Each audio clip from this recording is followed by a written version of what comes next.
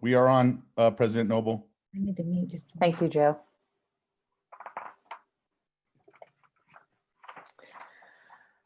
Okay. Dr. Gonzalez, Board Member Bozay, you ready? We do have a quorum with the three of us. I'm ready if you are. All right, let's go ahead and call this meeting to order and begin as ever with the Pledge of Allegiance in English and in Spanish, and the salute to the New Mexico flag, also in English and in Spanish. Anybody feeling inspired to lead this today? Okay, I'm happy to go ahead. I pledge allegiance to the flag of the United States of America and to the republic for which it stands, one nation, under God, indivisible, with liberty and justice for all. Juro fidelidad a la bandera de los Estados Unidos de América y a la república que representa una nación bajo Dios, indivisible, con libertad y justicia para todos. I salute the flag of the state of New Mexico, the Zia symbol of perfect friendship among united cultures. Saludo la bandera del Estado de Nuevo México, el símbolo Zia de amistad perfecta entre culturas unidas. Now we have the acknowledgement of tribal land.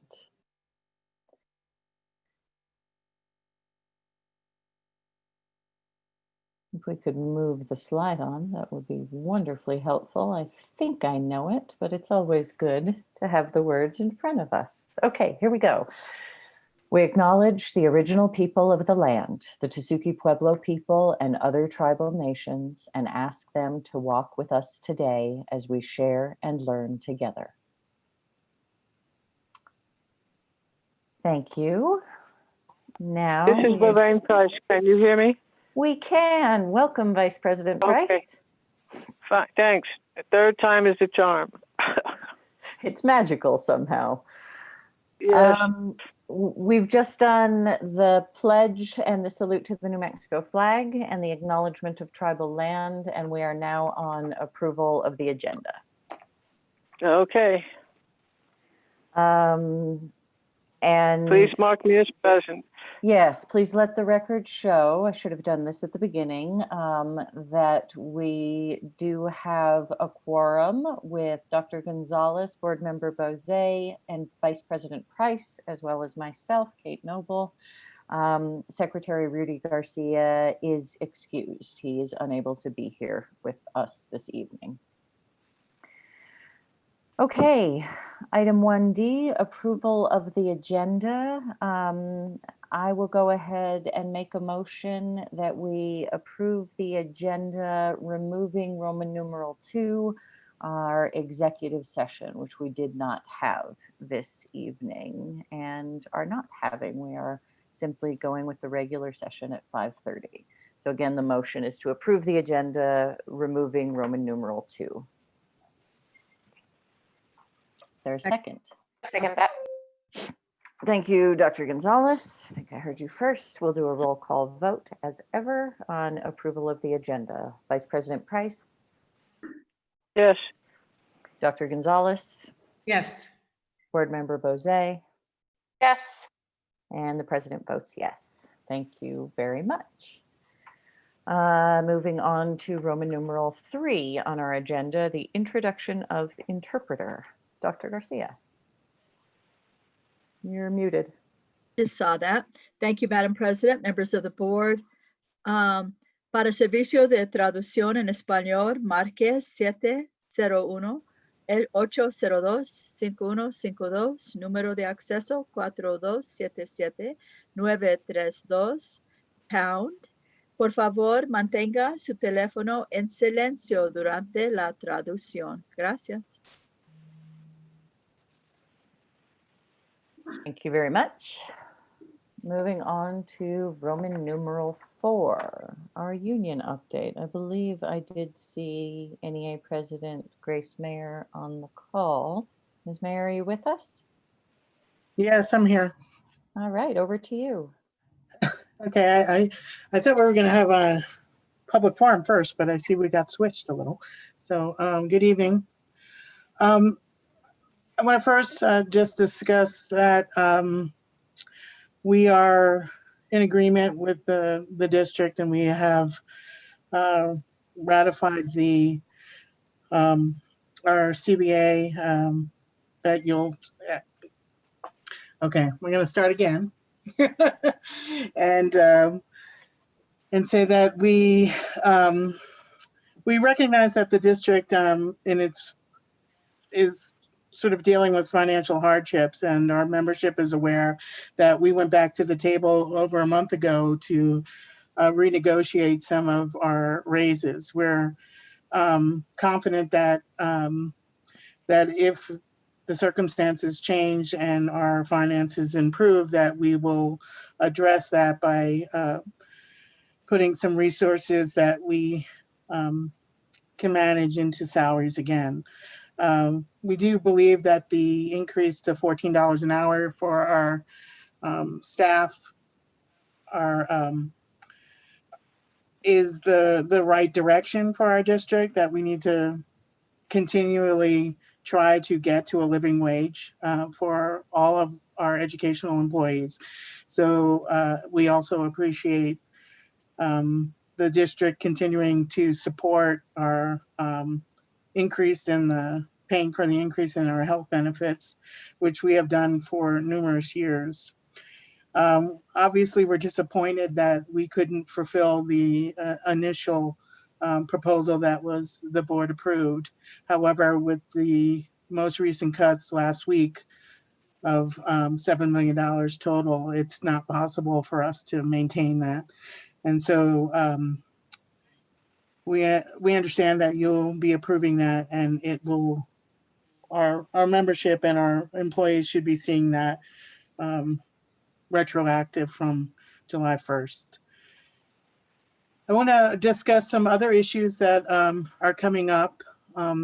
Educators and staff have many concerns regarding the district's preparations for our phased-in reentry set to begin next month in the hybrid model. There's many concerns in terms of health and safety. A lot of members and staff have expressed concerns about the available space and classrooms necessary to support the social distancing of 6 feet apart or more, and to have the appropriate number of students in the classrooms. They feel their classrooms are too small. Some have even measured them, and even some of our schools that are newly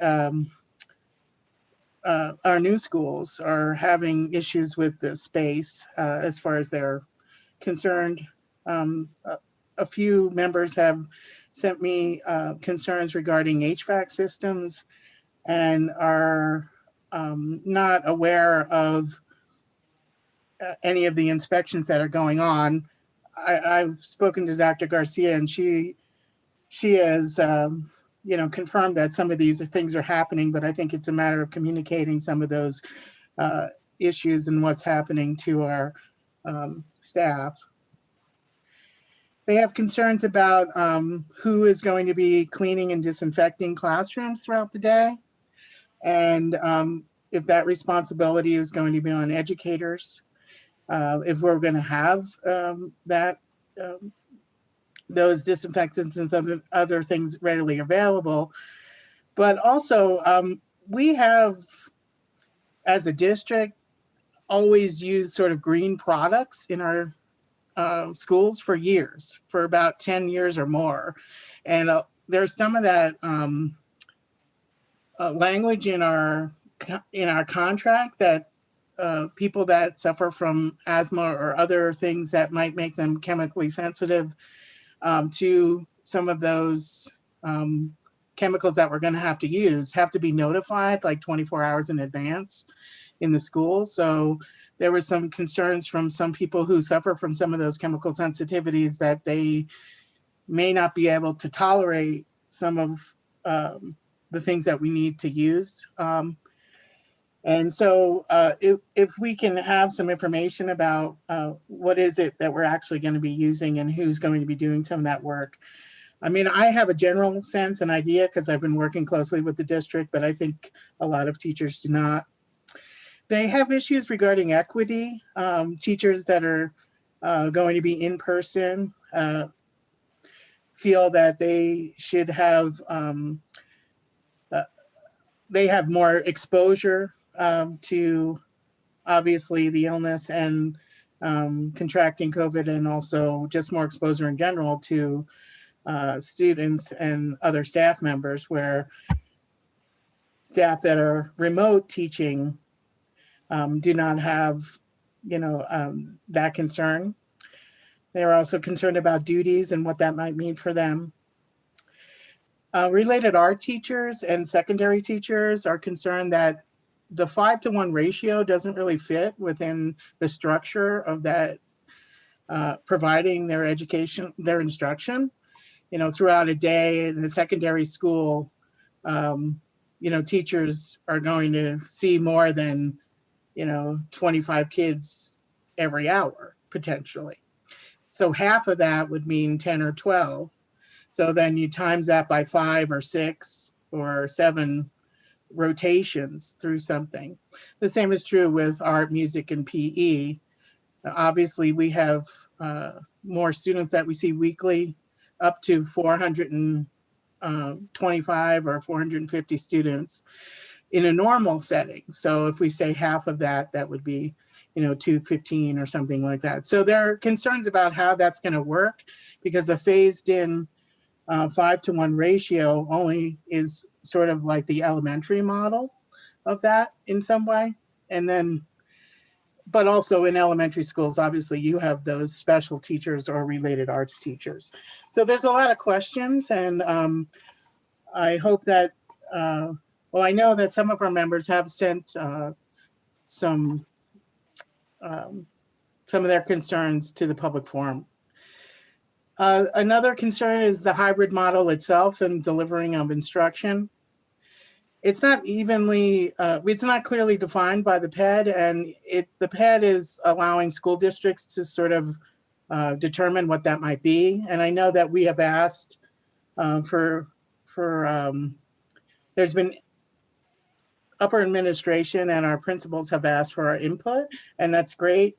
But with school districts that have opened, there's a lot of disparity between how employees are being asked to provide that instruction. In some districts that have opened last week or this week, they've been asked to teach simultaneously, so in-person instruction and remotely at the same time, which I feel is a unsustainable model. And I've spoken to a few of those people that have started already, and they're being asked to make videos and other materials in addition to the in-person kind of daily. And so they've really doubled their workload. And I'm sure these are concerns that you may have heard about already, but there's a lot of extra work involved for the in-person instruction. And, obviously we're not being compensated additionally if you are someone who is sort of working in person or scheduled to work in person. I wanted to just read from a list of the rapid response sort of testing that's been done in New Mexico workplaces over the last 2 months. I pulled out the ones that were the positive cases from child care centers or public schools or other educational institutions. In August, there was a total of 92 cases in educational or daycare facilities. And, but that doesn't tell you how many individuals were impacted by that and how many people were asked to be in quarantine. That just tells you the number of positive cases in one particular place. So I'm going to just go back a little bit to 8/31 because that's when some of our schools started to open. So, and read you just a list of some things that have happened in the last 2 weeks. There's of the rapid response cases and the number of confirmed COVID cases in schools or childcare facilities. So in 8/31, Carlsbad Municipal Schools, 8/31, Berlin Consolidated Schools, 8/31, Gadsden Independent Schools, 8/31, Roswell Independent Schools, 9/1, Albuquerque Public Schools, there was 2, 9/1, Eastern New Mexico University, 9/1, South Valley Preschool, 9/2, Artesia Public Schools, 9/2, Roswell Independent Schools, 9/5, El Camino Real Academy in Bernalillo, 9/5, Grant Cibola County Schools, the Transportation Department, 9/5, Las Cruces Public Schools, 9/5, New Mexico Highlands University, 9/5, New Mexico School for the Arts, 9/5, Moreno Valley High School, 9/5, Murray Elementary School in Hobbs, 9/5, New Mexico University, 2 cases, 9/5, South Valley Prep School, 9/6, Washington Middle School, Carlsbad Municipal Schools, 9/5, again, in Berlin, an elementary school, 9/5, Eddy County, Washington Middle School, 9/6, Gateway Christian School, 9/6, Hondo Valley School District, 9/8, Roswell Independent Schools. And there's another 15 that I can go through that take us up to 9/15. And so I want to point out that these schools are all opening and cases immediately are happening in numbers where schools have to shut down for a few days, contact tracing has to be made. There's many more implications to a test positive. So that was another large concern for many of our members, that we're using a lot of our resources and trying to do the best we can with remote learning and establishing this new medium for learning, teaching and learning. And they feel like if we go back and we're not prepared and we have cases, that inevitably there will be cases and it will shut down our schools and be very disruptive to the educational process. And we might need to consider whether or not that's in the best interests of our students at this point, or if we should consider trying to work on really perfecting what we're doing and maybe pushing back on the start date of hybrid. So I also wanted to say that there's been a lot of positive sharing about working in this model, and that online learning is really an opportunity to transform education in a lot of different ways for students, focusing on developing the partnerships with educators and parents and students to really try to embrace, their type of learning and develop in students their ability to understand how they learn, what medium they do well in. Do they watch videos and can comprehend better in that way? Are they visual learners? Do they prefer to be off the computer and reading text? I mean, a lot of these ways of experiencing learning has sort of put students in a position where they have to understand not only what the material is, but how they can best receive that information and process it. And I think for some of our kids, that's pretty an eye-opening experience and develops different ways, intelligences in them that is positive. I think that parents are accepting that they're an integral part of the child's education and development, and that we're partners. And this partnership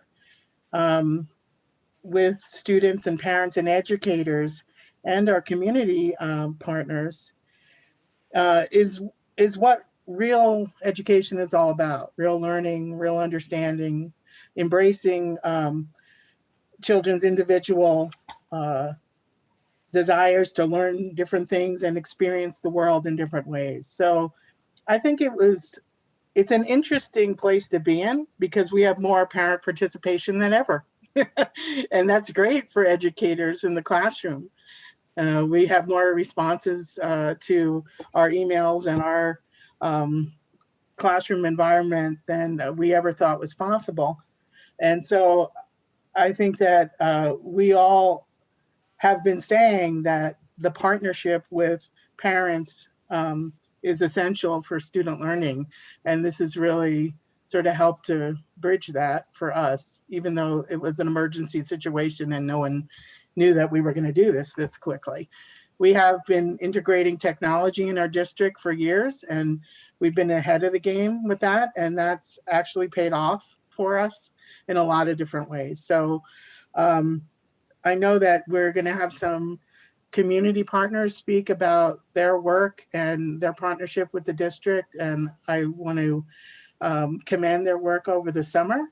And they are remarkable educators in and of themselves. And I appreciate all that they did for our students and how they worked with NEA Santa Fe and NEA New Mexico. So I appreciate them being on to tell you all about their community outreach. Thank you. Thank you very much, Ms. Mayer. Always a pleasure to hear your perspective and updates. And I do want to acknowledge our community partners that are on the call. Thank you very much for those of you who are here. We have, I believe, 6 or 7 groups who are going to present to us a little bit later. I also want to just ask your patience. We're moving on to public forum, Roman numeral 5 on our agenda next. And it is my understanding that we have a rather large list of public comments that have been emailed tonight. So thanks in advance for everyone's patience. We are now on Roman numeral 5, public forum. Dr. Garcia, who's managing public forum this evening? Thank you, Madam President, members of the board. Our regular will be our social media specialist / public information officer / chief bottle washer, Cody Donarski. And Cody, would you please read the public forum rules and let the board how many people have signed up for public forum? And of course, let us know if you need help. I know that you're reading quite a few tonight.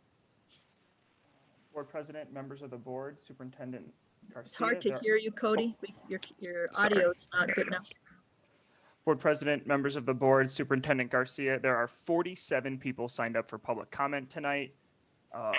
Rules for public forum. As per notification on the SFPS website, public comment can be emailed and will be read during public forum. Be respectful. No uncivil conduct will be permitted. Please do not discuss any specific student who is not your own.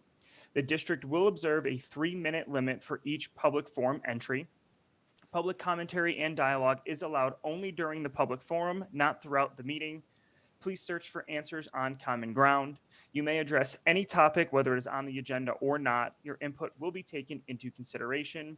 Please be advised that the board may discuss your issue during the meeting, but by law, the board cannot take action on items that are not on the agenda. First one. Hello, I am a teacher at Milagro Middle School. I have concerns about the return to in-person education as the threat from the coronavirus is by no means over. Excuse me. In public forum, we're supposed to get the name of the person, and if it's an email, you may read it. Otherwise, the person who is talking on public forum should be speaking to us. Excuse me, Madam President, members of the board, Ms. Price, no one is speaking in public forum. All are email in this format. What about the name? So I think he did say the name and it was from Milagro, I thought. Did you not, Mr. Donarski? I did not. The name is at the end, so I will So start please with the say name the this time. name. So announce the name and where they're from. Thank you, Ms. Price. Thank you. This one is from Michael Boole. Hello, I'm a teacher at Milagro Middle School. I have concerns about the return to in-person education as the threat from the coronavirus is by no means over. I understand that remote learning is difficult for the younger students and some special ed students. However, I feel that remote learning is actually going very well for us now. While there are no problems, we are also seeing that when middle schools are removed from all the middle school drama, many of them are able to concentrate much better on their schoolwork. Also, secondary students are generally at the age where parents are able to leave them alone while they go to work. I also worry how well secondary students will be able to follow the health guidelines. I know how much problem we have keeping students from wearing hoodies indoors. I fear mask wearing will be the same. And that doesn't include the risk from students sharing candies and Takis with each other when nobody is looking. I've heard stories from charter schools which are open where kids will remove their masks when the teacher isn't looking.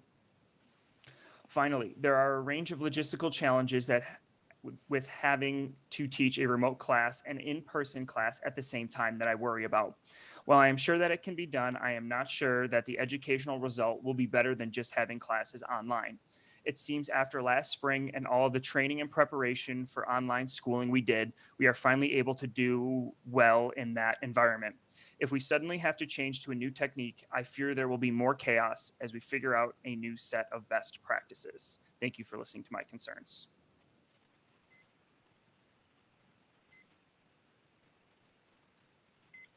The second one, this is from Jennifer Warren. Greetings. I am teaching first grade at Nina Otero, and I'm trying to get my head around the whole hybrid situation, as until recently, I thought we were all going to the hybrid mode eventually. I find the fact that only one class per grade level is going to be in person somewhat baffling, since we are all trying so hard to be equitable and deliver the same information and lessons. I am sure that many great minds are thinking into this, but I also believe that we teachers have valuable perspective. My main questions and concerns are: one, how will I deliver in-person and online instruction simultaneously? Will there be a camera in the classroom so that the children at home on a given day can at least see what we are doing? How will I support their questions and keep them engaged while being busy in front of the group that is in person? Note, please see point 5 below. We may not fit more than 5 to 6 kids each day. 2, if I am not supposed to be doing anything more in person, as that would be unfair, will I be acting more like a parent/caregiver during the independent learning times? Right now, this time is generally 2 hours a day, so I am unclear what I can or should be doing with them during these times. 3, since we are finally now getting into our routines, does it make sense to start up on October 15th with in-person? Everything I am reading is showing that when schools have gone to in-person, people are getting sick. If someone gets sick, how much time will the teachers have to take down the classroom and move it back to our homes? 4, was it ever considered to have everyone go into the hybrid model after the winter break? If so, was this present solution arrived at because only some parents want in-person? In that case, it seems like these parents are eventually needing childcare, and therefore we should be addressing that situation, not putting some teachers back in the classroom with only a few students at a time, which actually won't help with the childcare issue.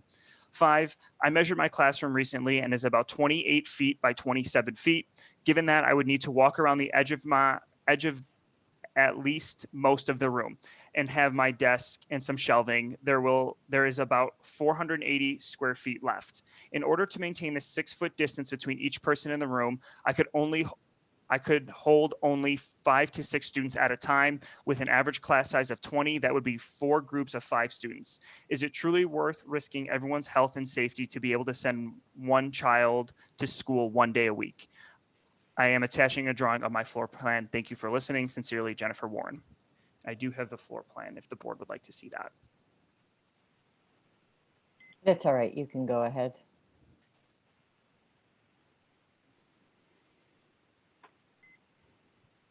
This one is coming from Jason Wiltermuth. Concerned because the classroom does not have proper ventilation, no windows that can be open, room is too small to provide adequate social distancing.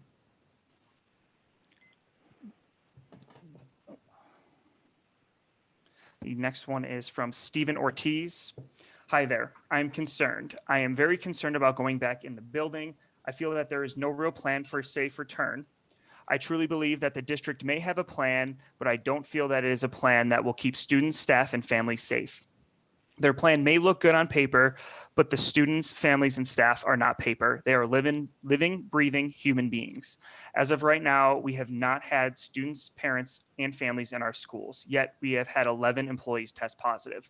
Some of them are maintenance workers and others are staff that may have come in contact with people that may have the virus. When you add more people, including students, staff, parents, and guardians, you add more risk to contract the virus. In my online class, I've had parents that are going out of state to visit family for medical reasons. The families, as of right now, do not need to quarantine because of the new health orders, but could be exposed to the virus. With that being said, there are people that can be asymptomatic and they can pass through undetected and enter school buildings, leaving behind the virus to spread.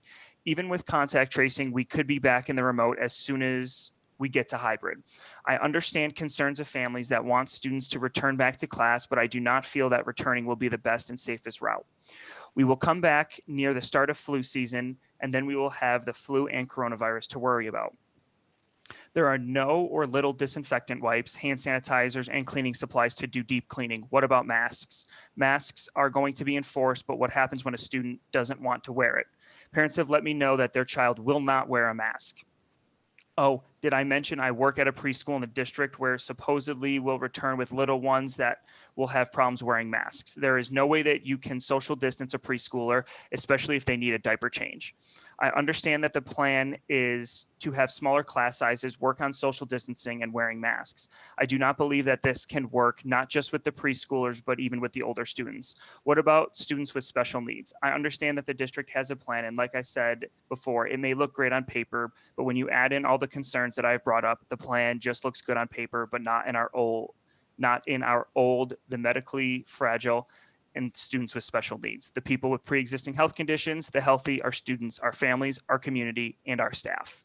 Then we need to take all concerns into consideration. I hope you really listen to my concerns, and I think about it for all the safety of everyone in our school district. Thank you for your time, Stephen Ortiz.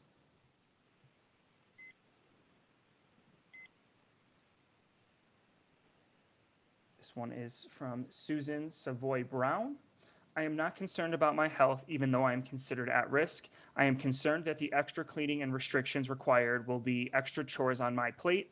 I also do not understand how I will instruct in person and online simultaneously. No one has really told me what my day will look like. This one is from Rachel Flores. I'm very apprehensive to return to in-person learning.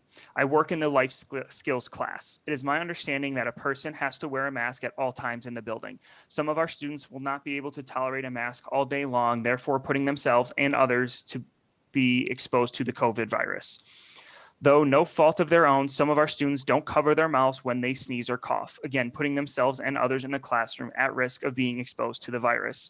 My hope is that remote learning continue till the end of the semester or until this virus is somewhat under control.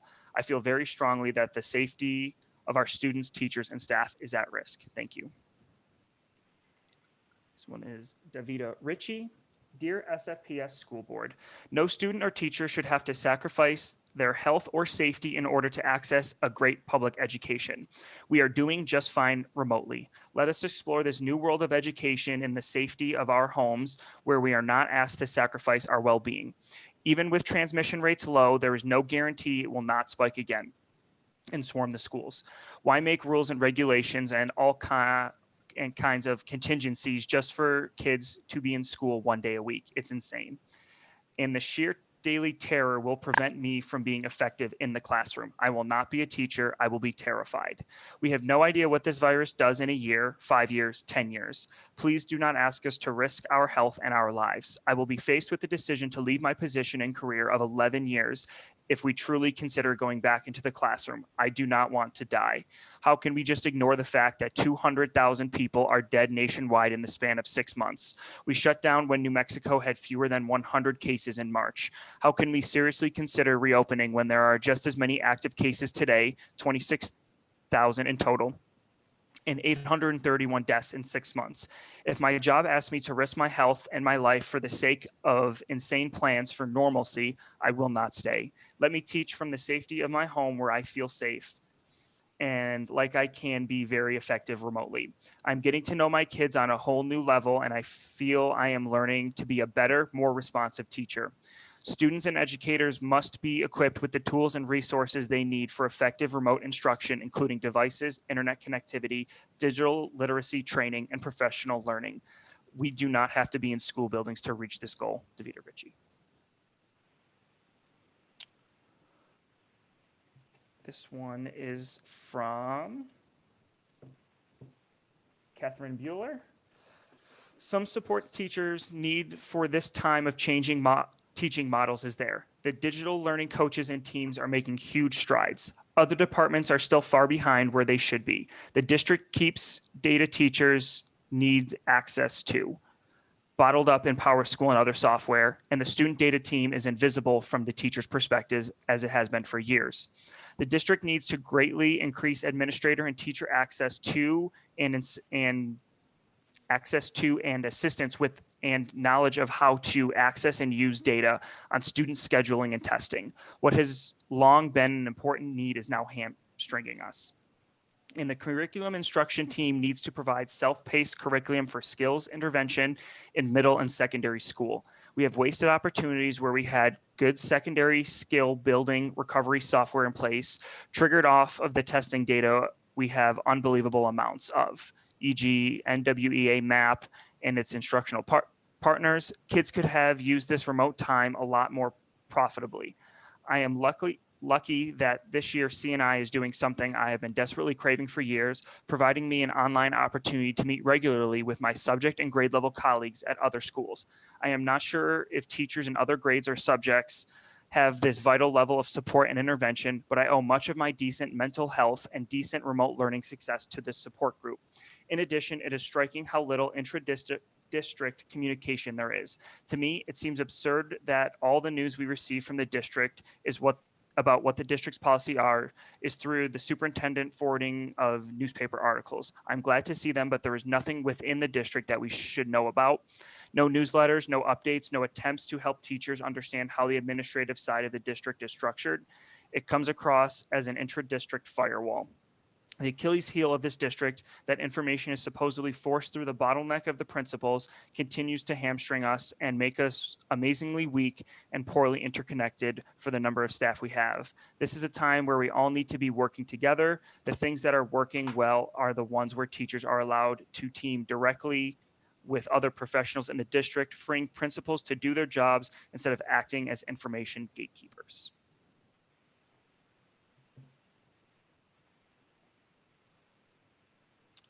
This next one is from Scott S.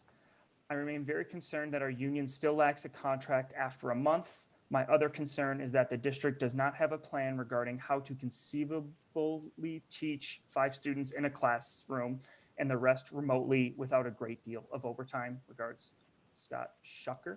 I apologize if I said that incorrectly. The next one is from Zinette Ramos Benavides. Dear members of the board, as things in our state seem to be moving forward and in a positive direction with the virus, I am concerned about the upcoming return of students to school buildings. While remote learning has very different and unique challenges than in-person learning, my concern about students returning to buildings in October and the factors that we as a district cannot control that will result in endangering the lives of our community. I have the full confidence that as a district, the questions about sanitation can be answered. I have full confidence in the abilities of our teachers to instruct students in a socially distanced environment. I even am hopeful that most of our students will adhere to the restrictions and follow the directions they are given. That then is the turning point also of my confidence. I lack confidence in the percentage of students and families who will not follow the guidelines. As a parent and teacher myself, I know firsthand that students and families will come to school sick, refuse to follow guidelines, and spread illness. I understand the desire for schools to begin to reopen. Students and families cannot foresee how very different the in-person learning will be. In fact, I believe most kids will find that it is more restrictive than being at home with remote instruction. It is very understandable that the younger students return in person in some capacity because remote learning relies heavily on the ability to read and write. Those students who can read and write should be considered to remain remote for the remainder of the semester and perhaps the year, depending on the outcomes of community spread with the second wave of the virus and upcoming flu season. As a high school teacher and previously a middle school teacher, I'm very concerned about the hybrid model. I understand the intention is to bring 50% of the students back to the buildings on alternate days. The big question I have is how are we going to ensure that only 50% of the students in my class will be in attendance each class period? There are so many unknowns with schools and where students change class. 1. How do we ensure that during passing periods, students remain socially distanced? I am sure you have seen pictures of high school passing periods during this time do not reflect the ability to maintain social distance. 2, how do we ensure that students do not amount to more than the required 50% classroom capacity in all classes every class period? 3, how do we quickly sanitize desks, doors, and chairs between passing periods while supervising passing periods to ensure students? Unlike elementary grades where students remain in one classroom for the better part of the day and are assigned to a specific desk, middle and high school students must share a seat with someone from a previous class. Finally, as a teacher thinking about the amount of work this task will be, this is doubling of the work already we are doing to maintain quality instruction to our students in a remote learning environment. If the explanation that the in-person instruction is a carbon copy of remote learning for the students, not in person, then what is the point of returning to in-person? If teachers are cognizant of the fact that in-person learning should be different because of the opportunity to act. 3 minutes is up.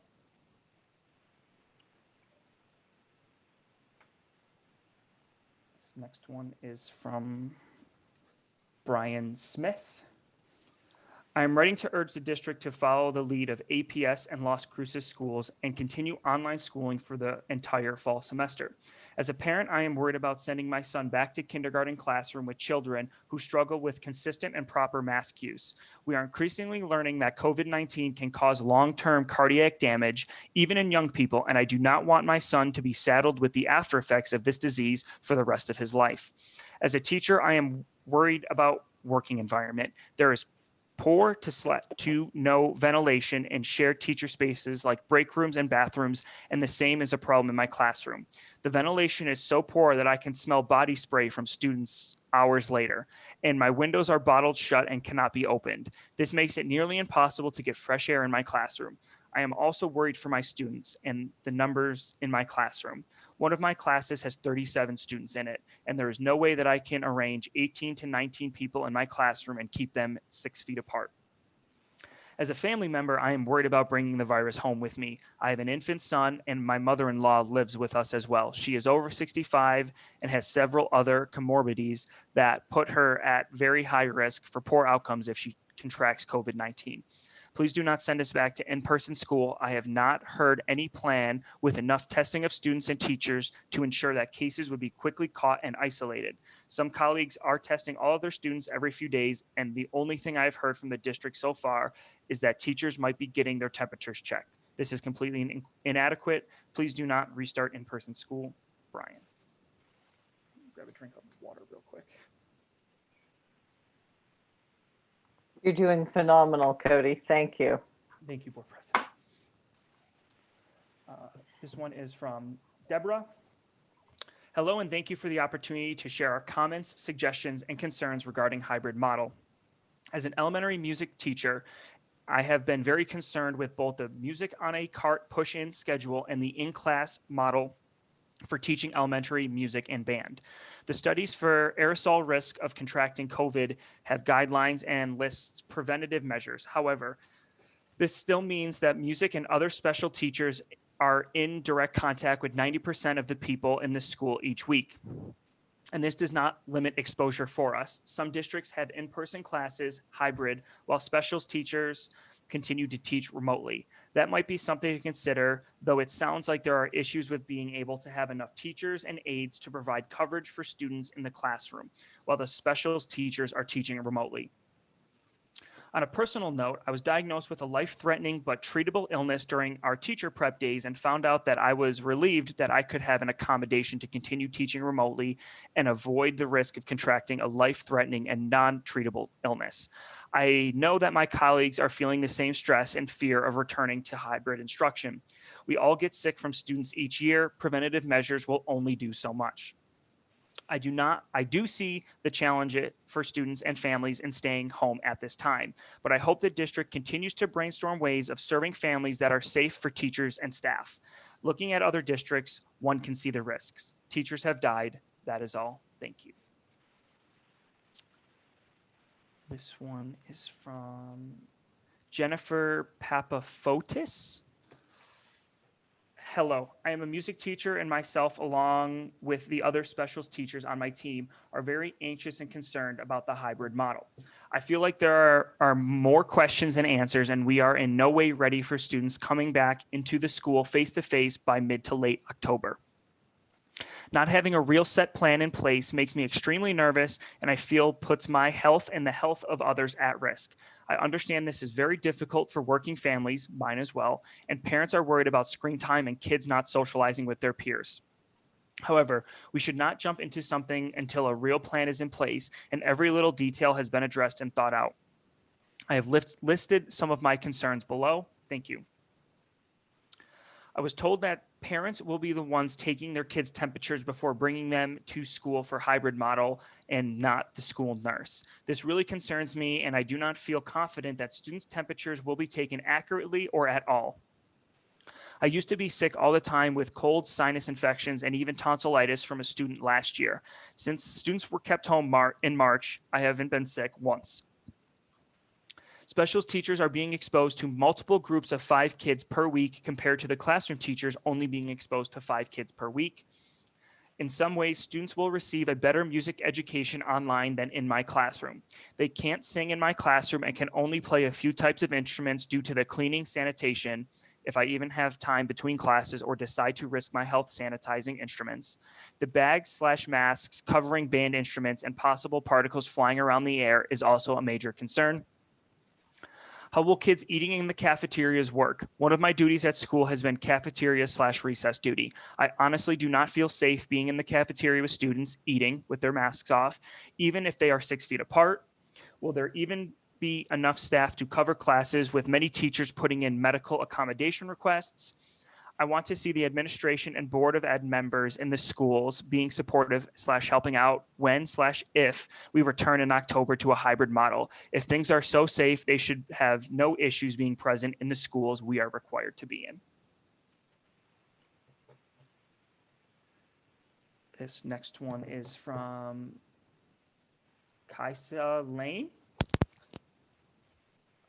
This doesn't make sense for the school budget, updating technology, students learning, nor teacher planning.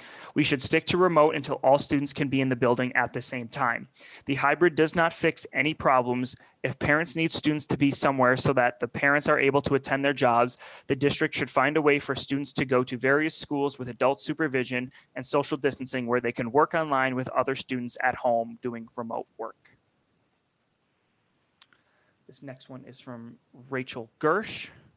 Dear members of the board and Superintendent Garcia, thank you for the opportunity to provide feedback regarding the planned reentry in October.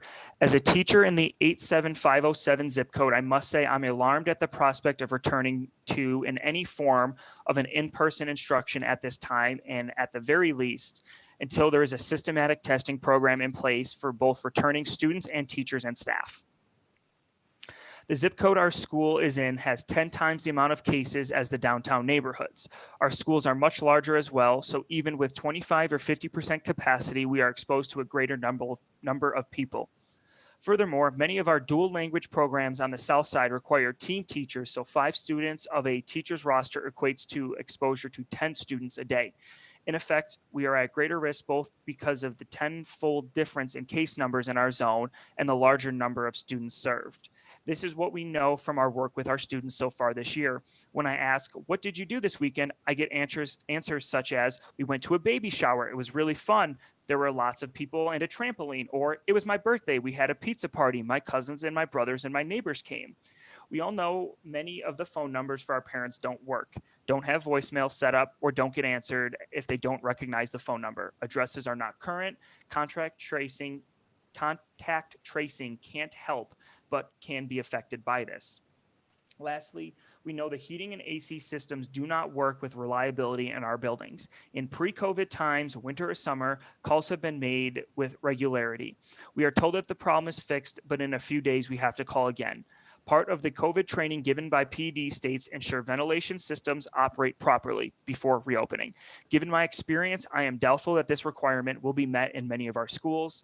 While we miss our students, we also have families. We live in this community alongside our elderly parents, extended family members with health conditions, and our children. It is not fair to ask us to sacrifice our health or not see our own families when we are in this pandemic. Respectfully, Rachel Gersh. This next one is from Kachina Walker. Hello, to whom it may concern. I understand there are some discussions with NEA regarding hybrid and possible teacher inequities, etc., and possible pushing hybrid until January. I would like to be a voice in opinion for moving into the hybrid model as planned on October 19th. I understand that there may be confusion and complications when first entering the model, with some teachers still working online and others in person, etc. But I'd really like to advocate for the teachers and students and their mental health. Moving into hybrid, we will improve our mental health and that of our students. Many are struggling with too much screen time and no social interactions. Specials teachers are struggling, especially because we are unable to really teach what we're supposed to be teaching. I expect classroom teachers are struggling as well. There are many people ready to enter hybrid, and the transmission rate is where it should be in the original proposal. Private schools and daycares have been operating in person with no incidents. Thank you. This one is from Jennifer St. Clair. Dear board members, my biggest concern regarding our transition to the hybrid model is issue of equity for our students and teachers. This has already become a significant problem in the remote setting. The hybrid setting will incur even more challenges with providing equity between teachers who are teaching remotely and those on campus. These include playground, lunch and bus duties, hall supervision, planning time, and duty-free lunch. I'm concerned that in-person teachers will be overused for supervision duties, and remote teachers will be overused as subs or in other positions that are not their responsibility. SFPS would benefit from developing some comprehensive guidance for schools to follow when substitute teachers are needed. Whether we are in remote or hybrid settings, we will need a substitute plan to ensure equity and compliance with the CBA. The reality on the ground is that teachers are burning out quickly and actively looking for retirement options or alternative employment. However, the district proceeds, it needs to acknowledge the logistical complexities of hybrid and realistically look at the ways to minimize teacher burnout. Yes, I've heard the time worm. It's all about the kids' platitude. My response is that if SFPS doesn't respond to teachers' needs and fails to stick like glue to the CBA, then our teachers will continue to bail and the students will be grievously impacted. Thank you, Jenny St. Clair.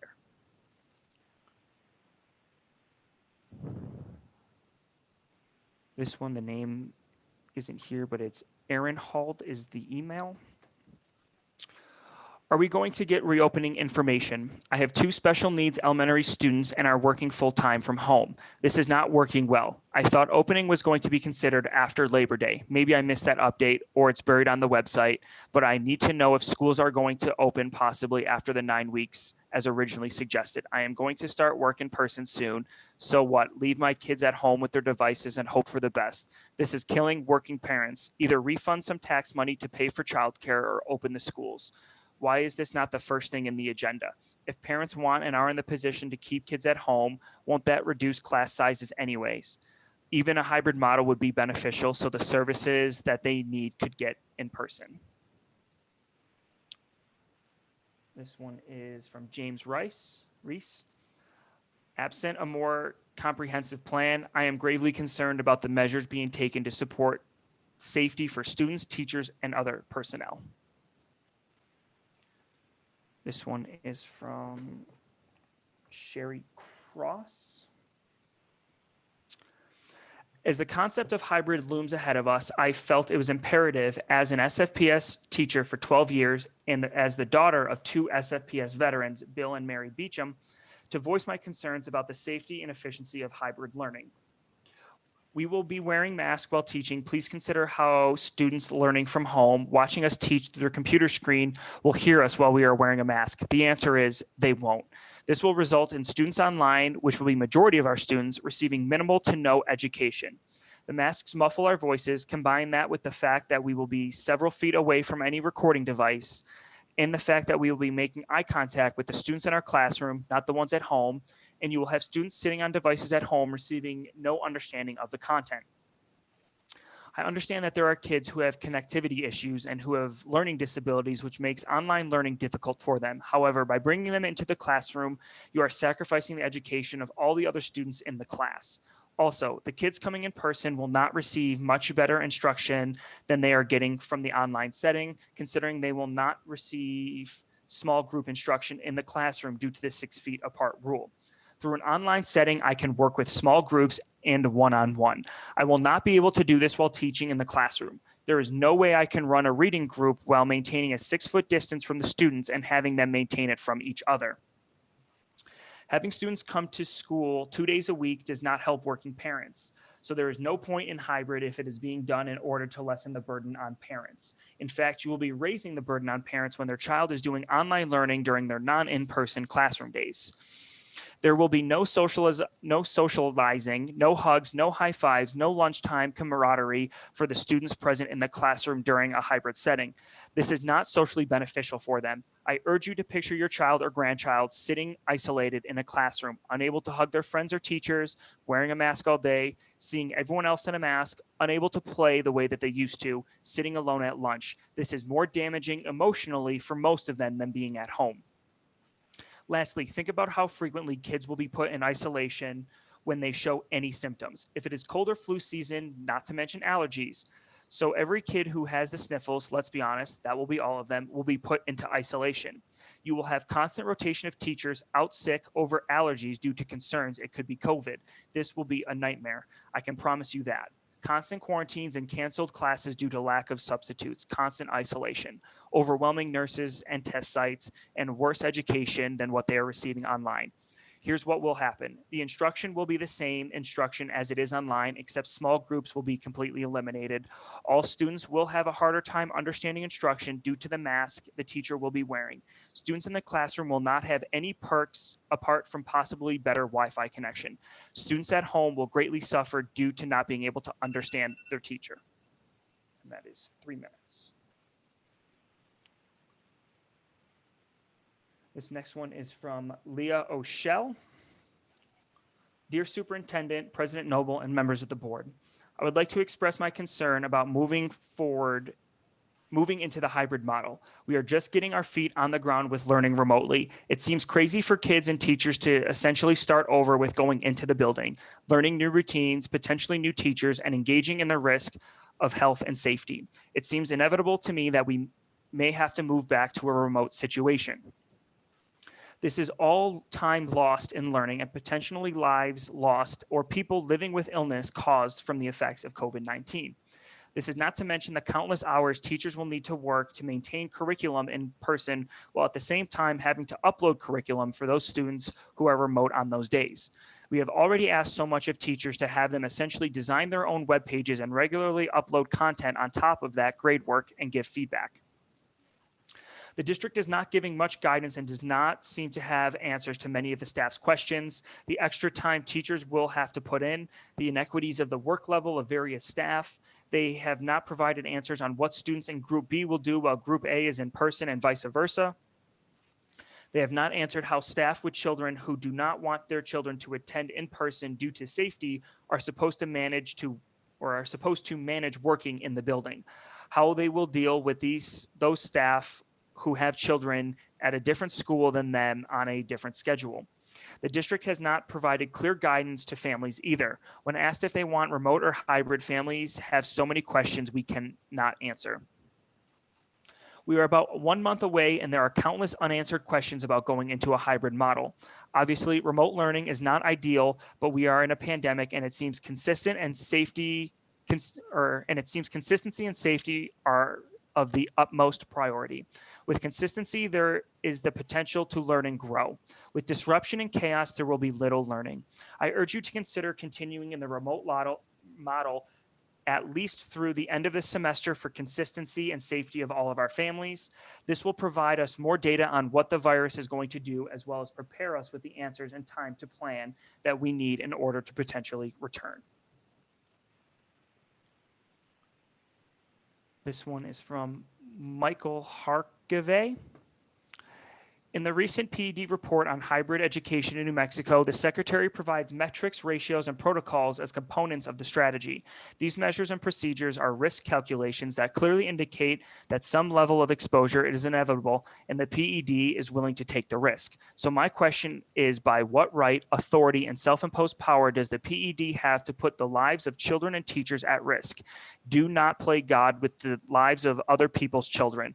For if you do, you will never be forgiven. The arrogance of such a proposal should and will terrify parents. Until we have realistic guidelines drafted by people unwilling to accept any risk, I strongly suggest that schools remain closed. I want to be clear that as a Santa Fe school teacher, I am communicating constantly with my colleagues and explaining the dangers of your misguided and poorly conceived plan. This one is from Kelly Griego. Good afternoon. I am a third grade teacher who has been in the district for 23 years. I have some concerns and questions regarding the return to the classroom for in-person teaching and learning. Concerns. Number one, teachers will be exposed to 10 or more students per week. Specials teachers will come into our classrooms, which adds the teacher being exposed to 3 to 4 additional people. Principals will be doing walkthroughs, adding yet another person. 2, students being in the classroom or cafeteria, enclosed space, without masks while eating, especially in groups of larger than 10, multiple groups coming into the cafeteria, groups after the first group have a greater risk of exposure. 3, our school building has a very old HVAC system. I'm concerned that the virus can spread from room to room through poor ventilation. 4, I'm concerned about a student coming to school ill or asymptomatic. Questions.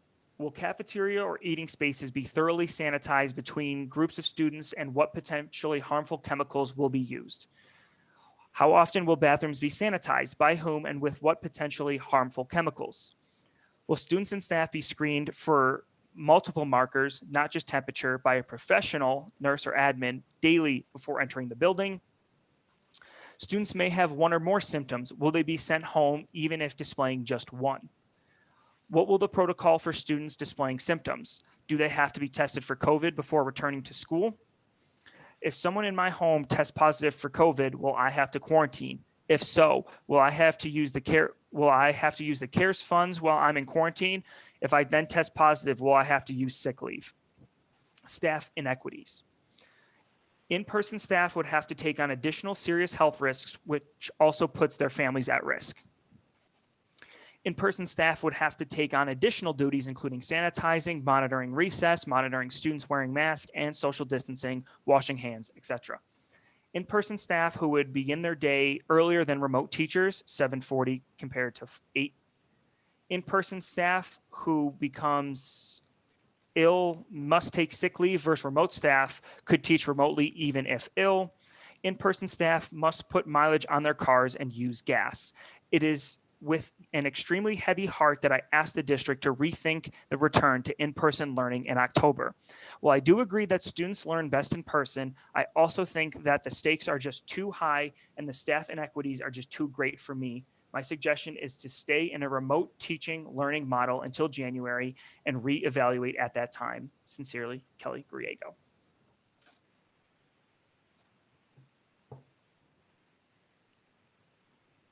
This next one is from Victoria Real.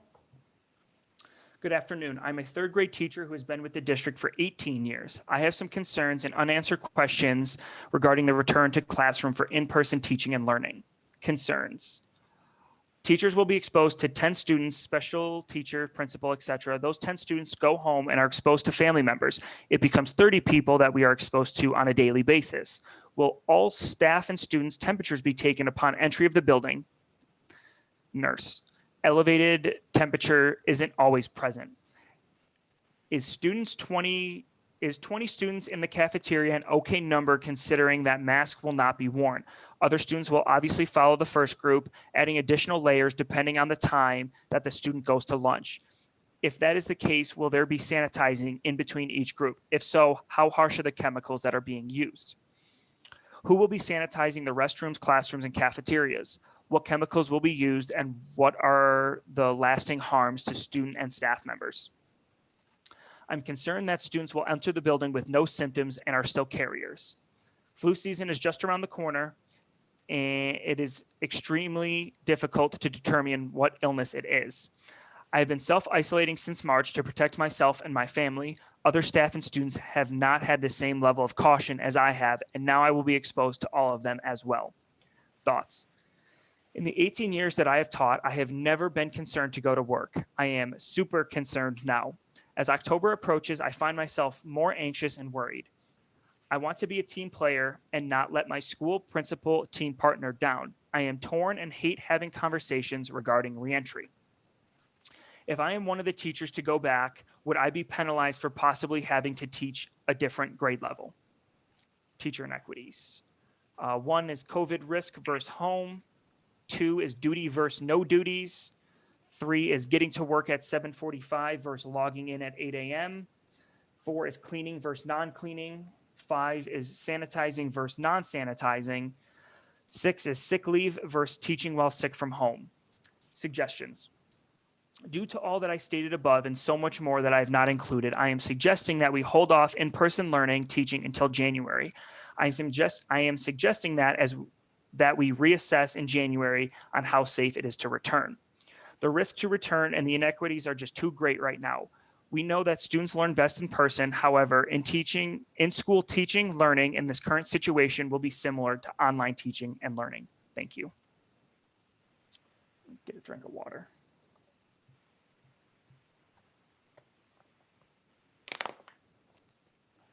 Keep up the good work.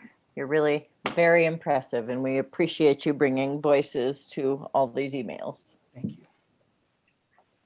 This next one is from Karen Drysdale.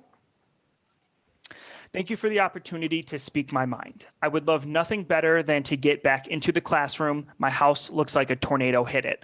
I do want to get back and to help the economy and parents with childcare problems, but I want it to be done right. I do not want to mourn a loss of another New Mexican. I can't help but worry. I have seen families that I have to have contact with on Facebook posting pictures of family gatherings, 10 plus, and those who post that masks aren't doing anything. They don't help. Everyone's entitled to their own opinion. However, if they wear masks only at school, our prevention method of wearing a mask at school goes out the window. COVID-19 can live on clothing. It's hard to keep Kinder's attention online as it is. If I have a mask and my voice is muffled, it'll be even harder. Ask any teacher and they will tell you some parents send students to school sick. It happens all the time. Why would this year be any different? I gave my child Tylenol. They should be fine. I've heard of outdoor classrooms. This is great till the end of the month, but then it's too cold to have outdoor class, and soon winter is here and we're back inside an enclosed classroom, too cold to open windows, and if we do, I hate to see the electric gas bill for the district. I feel that the contact tracing will be a nightmare. If a child has a symptom, is put into isolation, we are on a 14-day quarantine. Now, as a teacher, I am back where I started in my online classroom. The only difference is that I may have COVID and may have brought it home to my husband, and we are both 60 plus, and I can't see my mother, who is 89, for 14 days, and this will make her anxiety worse if I don't see her in person. Please, let's wait until after January to reevaluate our situation on when to send our children and staff back. I will do anything in my power to protect the children of New Mexico. They are our future. I have learned so much this year and had my breakdowns. I will have 100 more breakdowns if it keeps the children safe. I just ask that you, as my caretaker, protect me and my family. Thank you for your time, Karen Drysdale. This next one is from Stephen Winterstein. To the members of the SFPS school board, I am an elementary teacher and parent of an elementary school student. From what little information I have so far, it seems like the hybrid model is asking teachers to do what we're doing now, except we'll have some children in front of us at school. This sounds like a less effective version of online school. First, if I am still in front of a screen the whole time, necessary if the students online are to follow what's going on, there is absolutely no advantage to students who are in the same room with me. But if I am working more directly with students in the room, online learners don't have the same level of communication. Something's got to give. Second, masks covering the face interfere with understanding online speakers, as all of us have already experienced. If hybrid really means the same thing as we're doing now, only with less communication and masks in the way, and germs, then there is an advantage for teachers and children. Why come back at all? Is there not a way to leverage the advantages of in-person learning for those who are there? For example, students in class could work with the math manipulatives, get immediate feedback on their writing from teachers and peers, and have their timely support necessary to read instructional level texts, actual physical books. They can't read independently yet. Those are all the things we can't do or not nearly as well online. And then on days where the children are at home, they'd read at their independent level, write in their journals, work on their online math assignments, and complete other tasks, exactly as they do now. If teachers in the classroom are freed from the tethers to our screens, we can do the in-person work that has been so desperately missing since March 13th. It is true that online learning is hardest for many of those with IEPs and for those with unreliable internet service. But it is also true that in a hybrid model that requires teachers to remain in front of a screen, we are still unable to work more personally with students who need more individual attention. And students who don't have reliable internet service will still face the same problems for at least 60% of the week in a hybrid model. We need to make the hybrid learning worth it for all of us. Create a model that has room for every child whose family is willing to attend in person at least sometimes. We need to be flexible enough to let teachers in the classroom teach the students who are there with them. Play to the strengths of in-person learning, get us off screens where we can be, and actually looking at each other and working face to face. Thank you for your attention and your service on the board.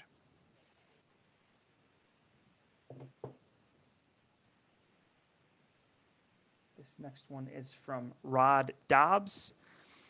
Dear colleagues, let me begin by saying that I want to go back to school. I miss seeing my students in person, and online instruction is far from ideal.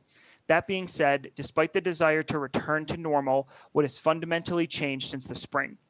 Given what we understand about the transmission of the virus, how can we rationally conclude that it makes sense to enclose large numbers of people in confined spaces?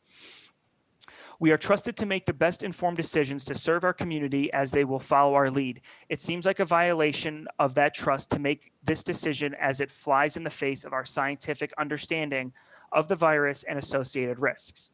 Please advocate and represent us on making a sound decision for us, our students, and our community. Thank you, Rod Dobbs. This one is from Kate McDermott. I want to know why people think hybrid education is a good idea. All we will be doing is teaching remotely, just in a different location, because we still need to stay away from each other to be safe. It will add 2 to 3 times more work and worry for teachers and staff who are already overwhelmed.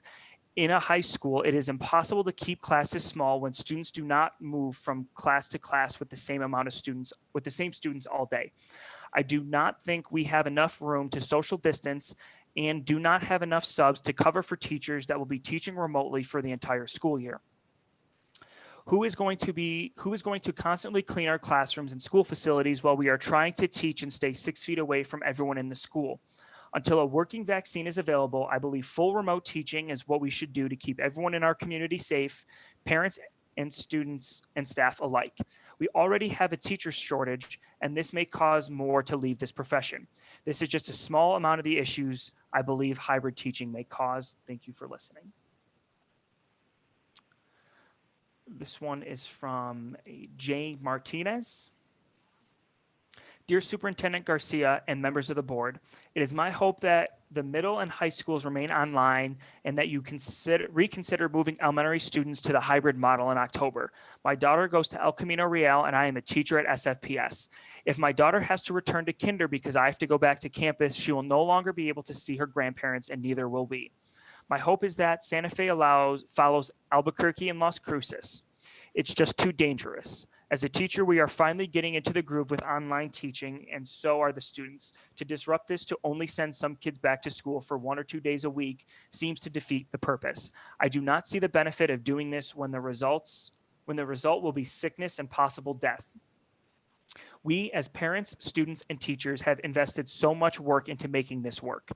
It does not make sense to upend this investment right when it's about to begin to work.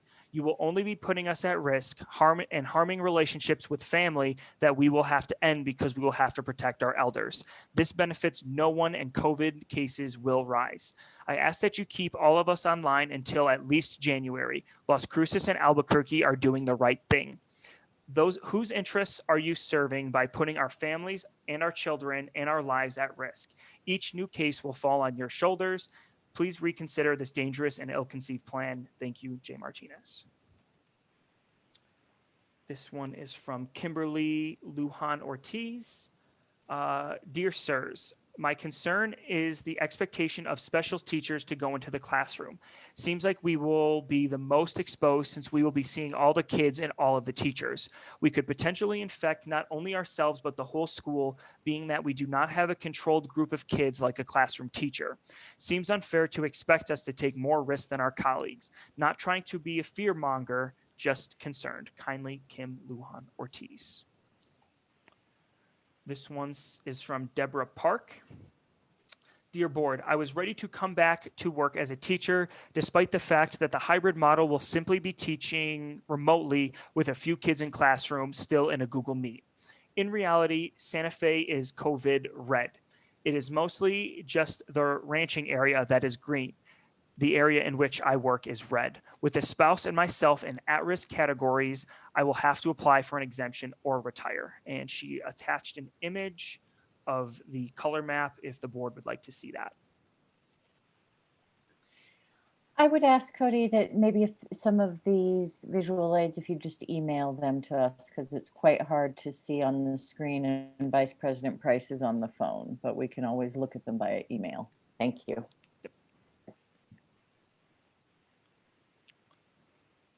This next one is from Jamie Torres. Dear Dr. Garcia and the Santa Fe Public School Board members, thank you for your time and commitment to serving our schools through these challenging times. As a special education teacher, I am extremely passionate about my profession and students and honestly feel blessed to be an educator in Santa Fe.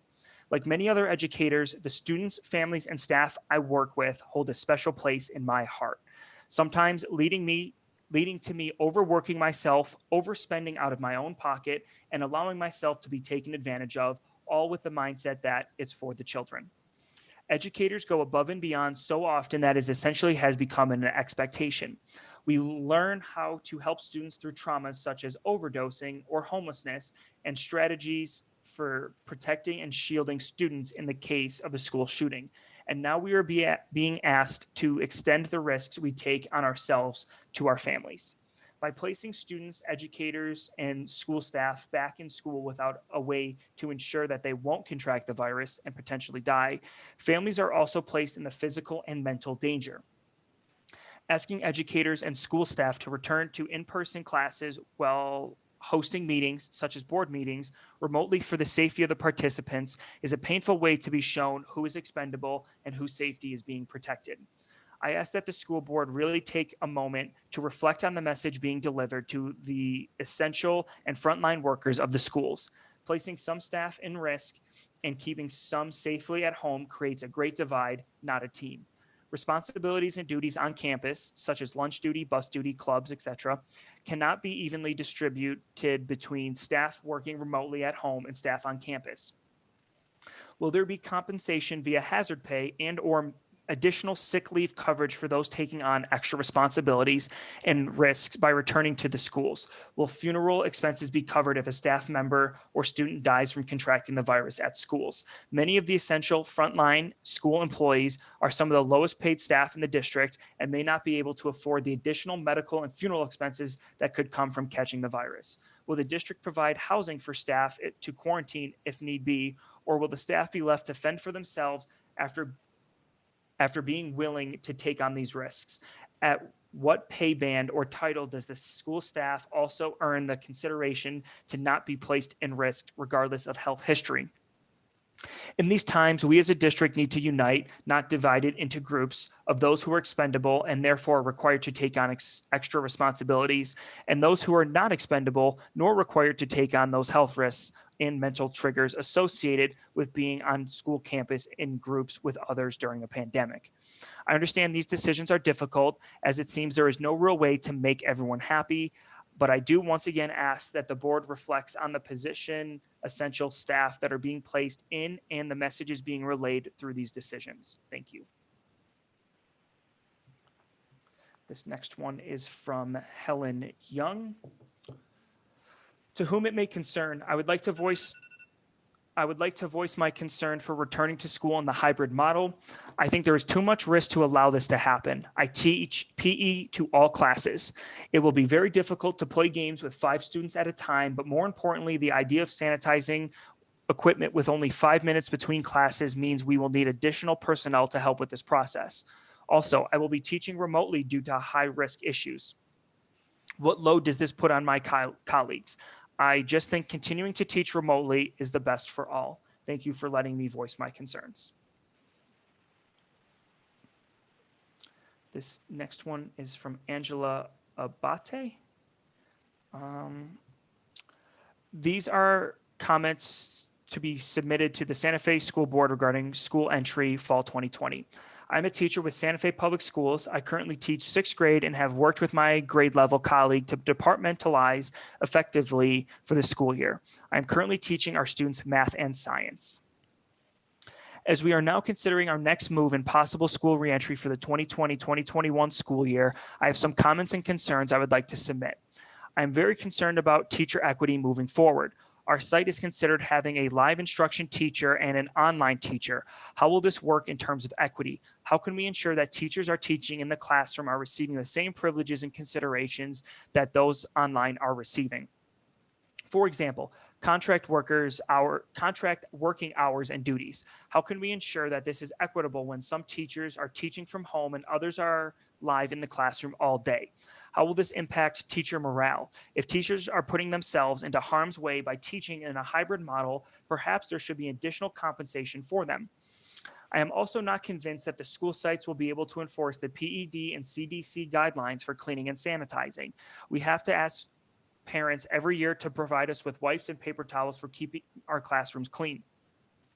How can we be assured that we will have all the adequate cleaning items to keep up with sanitizing?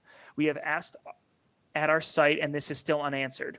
And once again, how does this relate to the issue of equity between teachers? How is it equitable that one teacher may teach from the safety of their home while another will need to spend extensive time sanitizing? Then we also have the issue of student compliance with health guidelines. We already have many issues in student compliance to dress code standards. Why would PPE compliance be any different? We have many issues with behavior at our school site and others. So why would student compliance to CDC guidelines be any different? This creates an added stress on the live instructors and adds another equity issue. We have been hearing from many educators that they are concerned that the hybrid model proposed by NMPED would force them to work twice as much with the same amount of planning time and pay as prior to the crisis.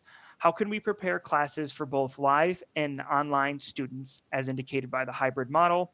How will this be sustainable? And once again, how is this equitable? Santa Fe Public Schools has done a fabulous job preparing their teachers for online learning. I feel as if we have the resources to provide quality online lessons and instructions. Students are learning to navigate the platforms, and many students are voicing how they are actually preferring online instruction. We will continue to grow in our online instruction skills daily. Even if we are in the hybrid mode, students will still be navigating and submitting work online. And what will happen when we have a positive COVID-19 case at school? Will we be back in remote doing neither model very well? Why create more confusion for students and families trying to fit students into a hybrid model when we should be focusing on perfecting the format we have as we are still navigating life in a global pandemic? 3 minutes. This one is from Patricia Gay Webb. It says Public Forum SF Board of Education 9/17/20 from Patricia Gay Webb, third grade teacher, El Camino Real. We have moved things to our houses, converted rooms into offices, spent weekends moving boxes with books and other materials home in order to support our instruction. We have also volunteered weekends and after school hours preparing bags of manipulatives, books, and other school supplies. All of that in order to support our students and families when the school assigned distribution days in the parking lot of our schools. If we're going to get back at the same time staying at home, days need to be allocated during school hours and contract time to be devoted to organizing our school other classrooms. I consider 1 week of trying the 5-to-1 model will not allow a responsible frame for analyzing the consequences. I would like to suggest a 2 or 3 week model 5-to-1. That extended safe plan will allow for details to be improved and school staff to feel comfortable with students' movements, procedures, and protocols. Finally, and not less important, we will have a result regarding infections and evaluate from there. Staff was required by PED to be certified in online training about COVID safe practices. Our district needs to produce or request PED to produce a parent version in all of our parent languages, Spanish and native languages.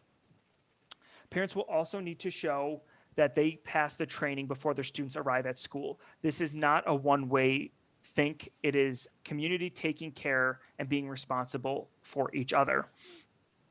I am particularly concerned about the very established practice, at least in our school community, of sending the student to school knowing they are sick and expecting our school nurse to be the primary doctor. How can we assure that this is not going to happen now?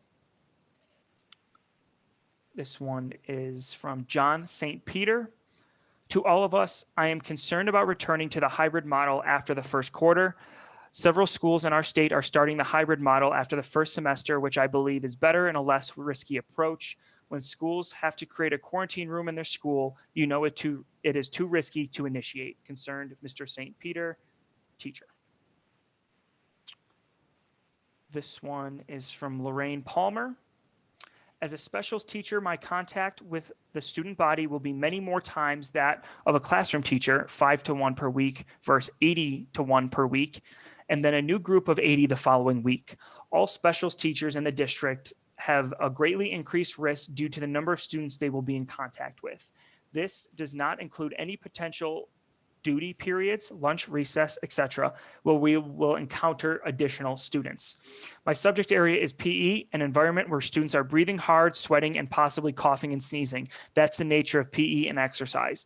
I am not clear if the expectation is that students keep masks on while exercising, which is very unrealistic, or masks off, which feels very unsafe. I do not feel comfortable returning in person under these conditions. Thank you. This next one is from Alexandra Hudson. Hi, please help recognize and prioritize learning outside as a district pre-K to 12. Whenever we return for hybrid learning, it's safer, healthier, and can be more academically enriching in COVID and beyond. There are amazing community resources our sustainability department can help, and many teachers would be willing to share their expertise, provide resources, collaborate to create great, wonderful outdoor learning classrooms and activities. I know I would. Take care and thanks, Alex. This one is from Laura Zarolnik. Dear Dr. Garcia and school board members, I am writing to express my concerns about returning to school in the hybrid model. As the weeks pass and the return to school draws near, I find myself feeling anxious and concerned. With the virus still prevalent, I don't see how we are any safer today than 2, 4, or 6 months ago. I have personally taken significant measures these past months to limit my outings, not see friends, nor visit with family. If given the choice, I wouldn't be in any room anywhere with 10 other people for a prolonged period of time. Reports indicate that extended time in any one place increases the threat of contracting the virus. I wonder then how 6 to 7 hours in a classroom every day with the windows that hardly open can be safe for anyone. Further, from what I understand, students are to eat in the classroom. This part really concerns me. I wouldn't dream of eating in a restaurant at this point in time, yet that's exactly the environment that I will be subjected to. The hybrid model is not really a hybrid model for teachers like it is for students. Teachers will be exposed to all students and be in the classroom every day, putting teachers more at risk. Santa Fe Public Schools has the good fortune of being one of those districts where online learning is possible. Students have devices and internet is widely available. Teachers and students have been working hard and making great strides in adapting to this new way of teaching and learning. I respectfully request that you postpone the return to school and continue with distance learning until at least the end of the semester. Thank you, Laura Zarolnik. This one is from Kevin Darrow. Dear board members, I teach elementary band in Santa Fe Public Schools. I am assigned to 4 different elementary schools. In a typical year, I teach at 2 different schools every day. This academic year, I will teach over 100 SFPS students elementary band. As an elementary band teacher, I share classrooms with other music teachers. At one school where I teach 4th to 8th grade band, 85 students, I teach all of my classes in the cafeteria, where the HVAC system has not been upgraded in decades, and therefore share the space with the entire student population. As I think about traveling to these 4 different campuses to teach in 4 different communities, I am very scared about my exposure to so many people in so many different spaces. In my week, if we go to hybrid, I will be exposed to many times more students and staff than any typical classroom teacher. On top of that, I will be in a classroom where students will take off their masks to play wind instruments, which require students to blow lots of air. I've become accustomed to being showered with spittle and saliva, as that is part of being a band director. However, I cannot fathom being in a room filled with unmasked students constantly blowing through wind instruments for 45 plus minutes in our current pandemic status. Additionally, as a band teacher, to demonstrate how to play wind instruments, I have to use my own lips and mouth on the instruments and blow through them to teach my beginning band students how to play. Not only am I worried about my own health and that of my immediate family, but I could also very easily become a vector of COVID, taking it from one school community to another. I hope these concerns will be considered at the upcoming board meeting. Thank you for your time and commitment to serving our families and our communities. Sincerely, a band teacher. This one is from Levi Northrup. Hello, Santa Fe Public Schools Board of Education members. I am writing this today to express my concerns with the district's decision to return to school under the hybrid model. As an employee, a spouse of an employee, and a parent of a child that attends SFPS, I'm concerned for the following reasons. First, as a parent, I chose to keep my children in a remote setting for the remainder of this school year. I am very concerned for the safety of my children and coronavirus. The schools and businesses in our community and around the world are in no way capable of guaranteeing the safety of my children. With what is now known about the virus, Kids are not immune to the virus and the effects. I am not willing to send my children into a possible life-threatening such situation. Secondly, as a staff member, I am concerned for the safety of all who enter the school and what that could result in. Every time the governor addresses the state, she says to keep a mask on, social distance yourself, and no large groups in one place over an extended period of time. Sending even half of us into a building at one time with those expectations is ridiculous at best. I feel that many decisions are made by people who are not directly influenced by those decisions. Teachers are not first responders, hospital workers, or military personnel. Teachers from around this country and around the world are contracting the virus. In fact, every time we hear about groups gathering for whatever reason, the virus is present and spread. I do not feel the district can or even should force the wonderful teachers of this school district into a life-threatening situation and have the gall to say, we know some of you would be infected, but that's all right. As long as the numbers are acceptable, we should not be looked at as collateral damage. The students will still be riding on buses together, eating together, and enjoying recess together. Certainly, none of you can look us in the eye and say to us that we will all be fine and none of us will be infected. The schools have spent an enormous amount of time, energy, and money on various training and equipment for remote learning. Teachers have spent countless hours creating lessons, teachers going to PDs, explaining to parents and students, and for what? Even if I am forced to participate in the hybrid model, I will be teaching those kids from my room remotely. I am not going to be able to do what was done previously with groups, learning stations, and small group work. Social distancing will not allow for such activities to occur. There are many concerns regarding unanswered questions about what the hybrid model will look like for staff and students. Why is additional PPE accessible to certain staff and not all of us? Will the district pick up the tab if their employees contract the virus and require medical care? Why are the temperatures of all persons who enter the building not being taken?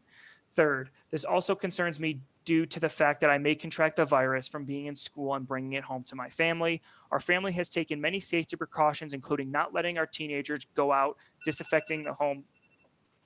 3 minutes. Get a quick drink of water.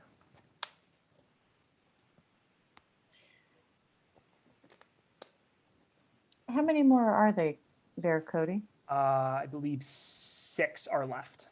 Okay, thank you. This one is from Stasius Schiffler. To whom it may concern, please consider. I am concerned about staff and students returning to school buildings in conditions that may not be safe. Many teachers, staff, students are expected to work in small indoor environments with heating, AC, some of aging, which is known to spread COVID. And there's a link that I will send to the board afterwards. There's 3 links actually. Our buildings have been sat unused for many months. Have our buildings been tested for Legionnaire's disease? Have all toilets been covered to prevent COVID aerosol from spreading with each flush? I do not have any medical exemptions, and consequently, unless I want to lose my job, I must return to a work situation that does not feel safe. Will those of us required to return to school site be given more than just a set of masks? Will we be given hazard pay for putting our lives and consequently the lives of our families at risk while coworkers are safe at home earning the same salary? Thank you for considering these questions and taking all the time needed to best prepare the learning environment and the staff for safe reentry. If it is not safe to do so, please consider keeping all instruction online until you can truly guarantee the safest situation for our community. Thank you. This one is from Reed Burgess. Madam President, members of the board, Superintendent Dr. Garcia. While school has been empty, there has been at least 11 people confirmed with COVID in an SFPS building. I can't help but wonder how high that number will climb when we have thousands of people back in Santa Fe schools.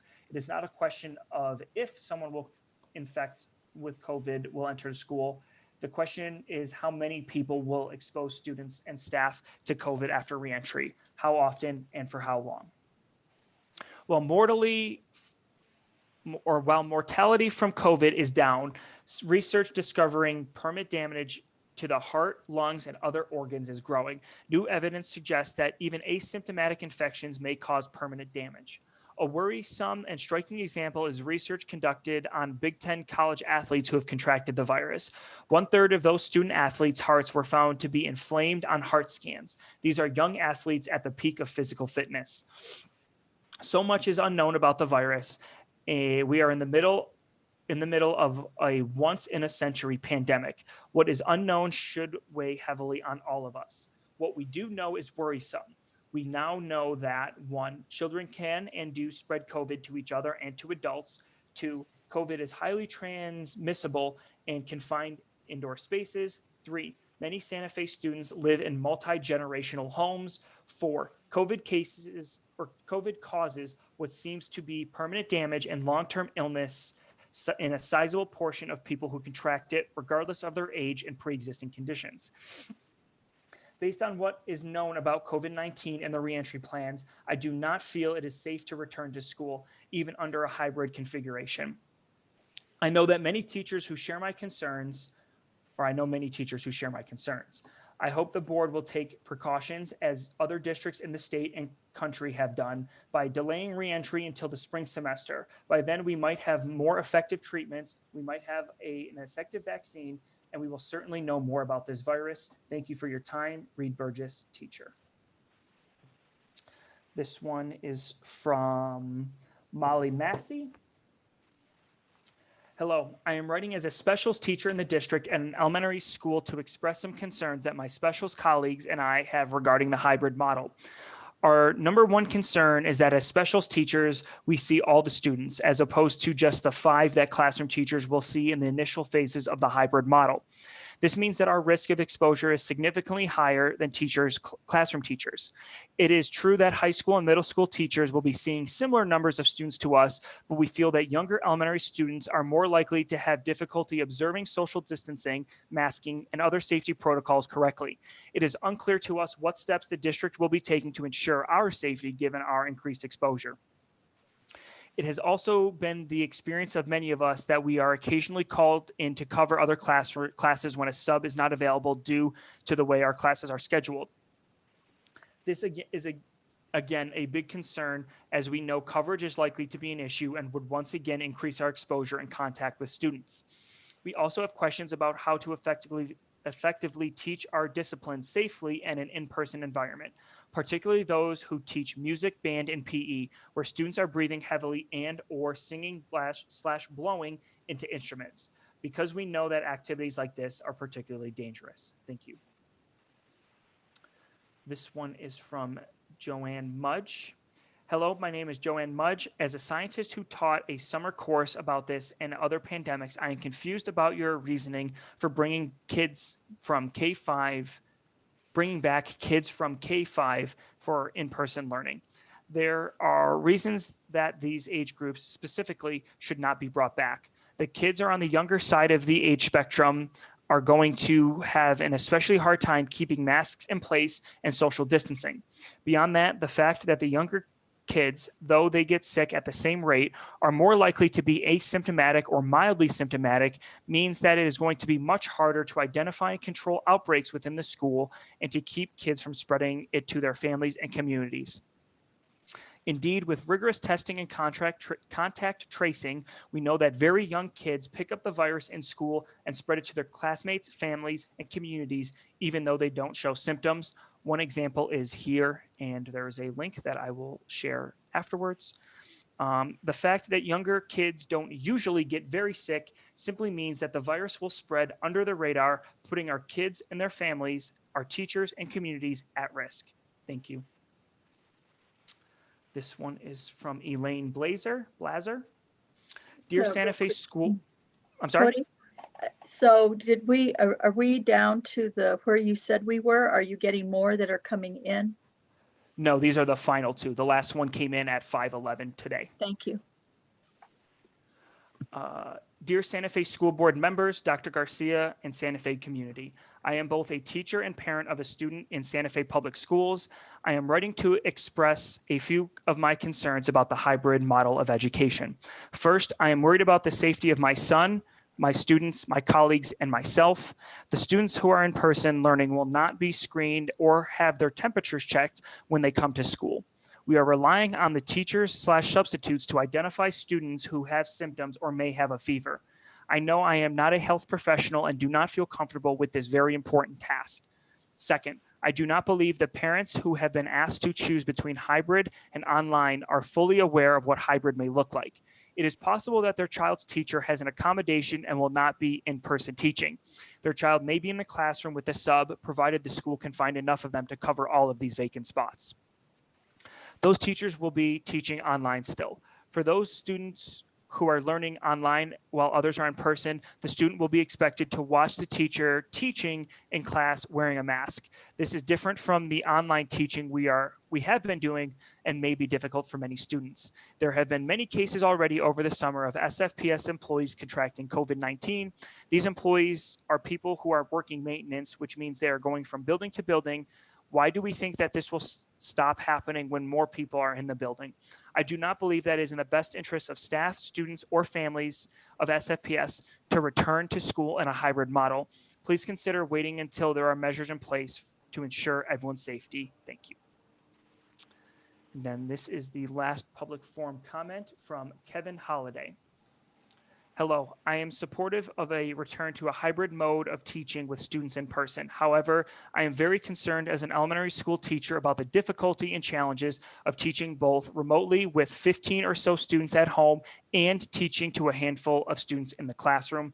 I think that if there could be a TA or an approved district volunteer, if there are any, to assist the teacher, that would be a huge help.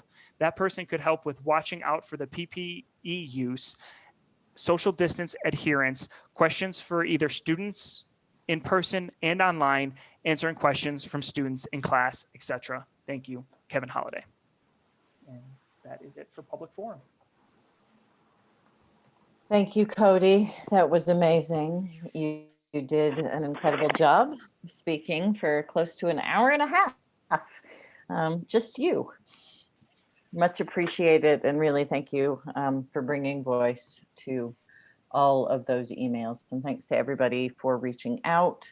Lots of consistency in the comments there.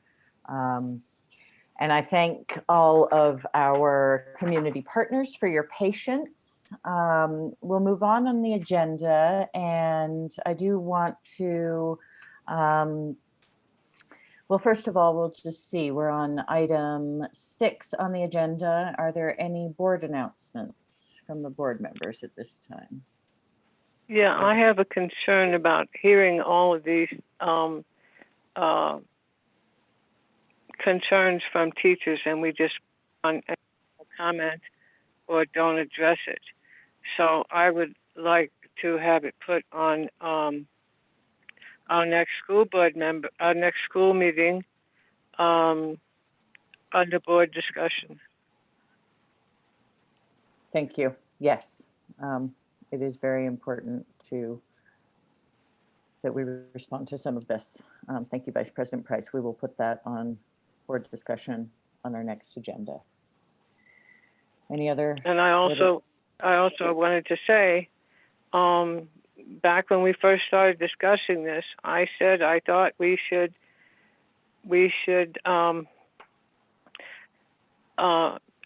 have remote for the first semester, and that the second semester we look at what the rates are, and also that whether we have a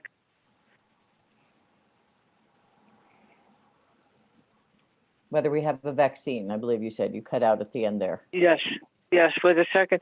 But I said I thought we shouldn't come back for the first semester.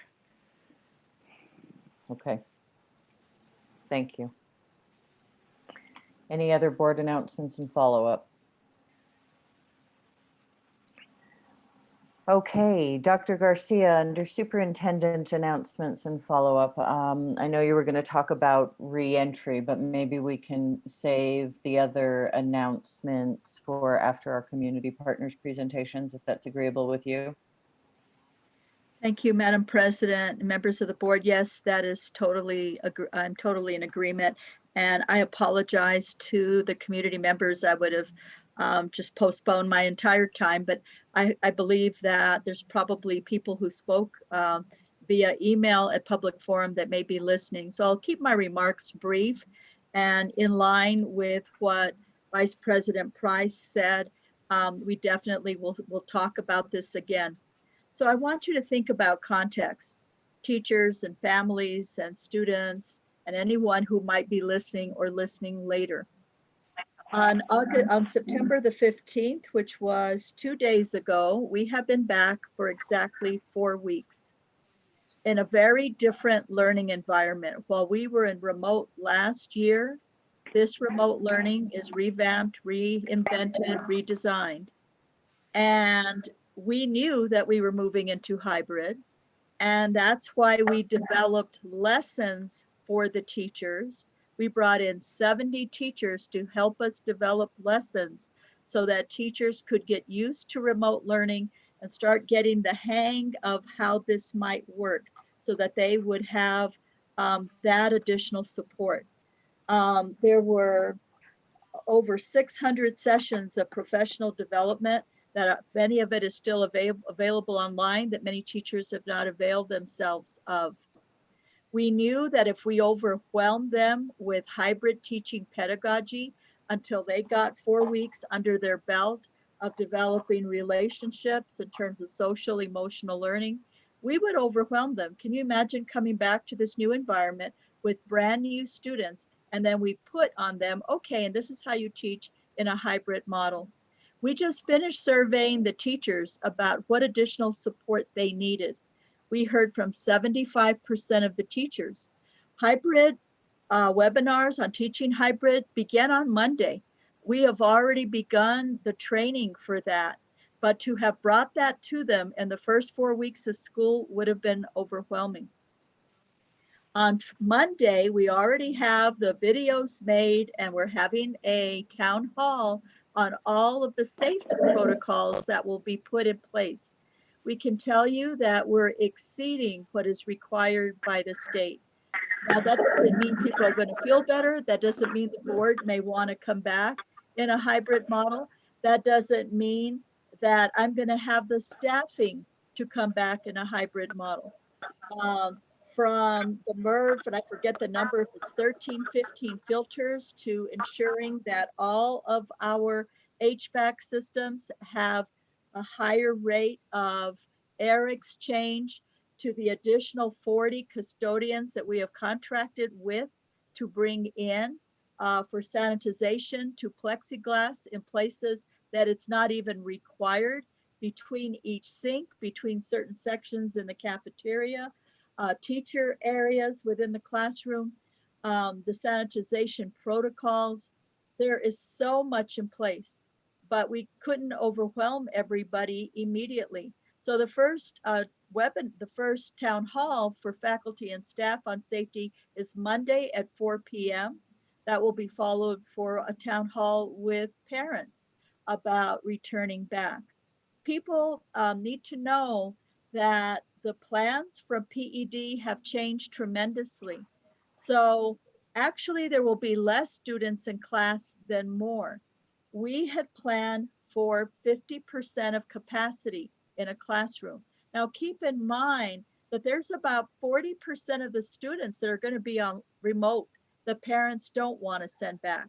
So when we talk about coming back on hybrid, I think teachers are looking at how many kids they have and that they're going to have all those kids back, 50% on the A cohort, 50% on the B cohort. No, about 40% will probably remain online. So what remains is 50% of your roster can only be in school at any one time. So if you have a roster of 10, you would have probably 5 on one cohort and 5, that will be left, or 10 on one and 10 on the other. If you're a special ed classroom and you've got maybe 8 kids in a classroom, you would be bringing back 4 if all your kids were coming back on a hybrid. So we will go over all of that with you, okay? I've talked to the NEA president. We've been working collaboratively on many of these issues. and we will be taking another survey of teachers to see where they're at. However, as I've have told some people, this may be a moot point all the way around. If we have right now about 300 staff that have requested accommodations, about 28 are pending, and about 160 to 170 are teachers. If we don't have enough staffing to cover, right, that may put a crimp in what we're able to do. This big change by the PED, and that was done right after Labor Day, was for 50% of your roster can only come back at one time, not 50% capacity as we had been told. With that said, very briefly, there'll be a lot more on the safety protocols, and we can do some of that at the study session or at the next board meeting. But I want the faculty and staff to know of the training that is coming and what is in place. And so I'm going to turn this over very quickly to Associate Superintendents Chavez and Romero, and Ms. Deputy Superintendent Wagner. If you would like to chime in too, please feel free to do so. Go ahead. Good evening, members of the board, Superintendent Garcia, President Noble. I think we'd just like to start out by saying we understand and hear everyone's concerns, and we're trying to be extremely thoughtful in our planning. So I will share with you a few things that we have been doing. The lesson plans that were developed for the first 4 weeks, as Dr. Garcia said, were in preparation for coming back to hybrid. And so we're continuing that work. We're getting teams together to continue with creating lesson plans for a hybrid model. Just this week, curriculum and instruction and technology. Excuse me, I can't see. Can you identify who you are, please? Oh, I'm sorry, Vanessa Romero. Oh, thank you. Just this week, curriculum and instruction and technology met to create webinars on hybrid teaching, and those will be released next week. So we'll have additional professional development on hybrid, specifically around incorporating more tools such as the flipped classroom, where a teacher provides a lesson and then gives students an opportunity to work independently at home. Another thing I'd like to say is that we have been meeting with principals for the past 2 weeks, district personnel and all principals, in meeting and discussing returning and reentry, and of course taking their concerns, taking that into consideration, but also specifically looking at, we have teachers who have accommodations, so how are we going to make that work?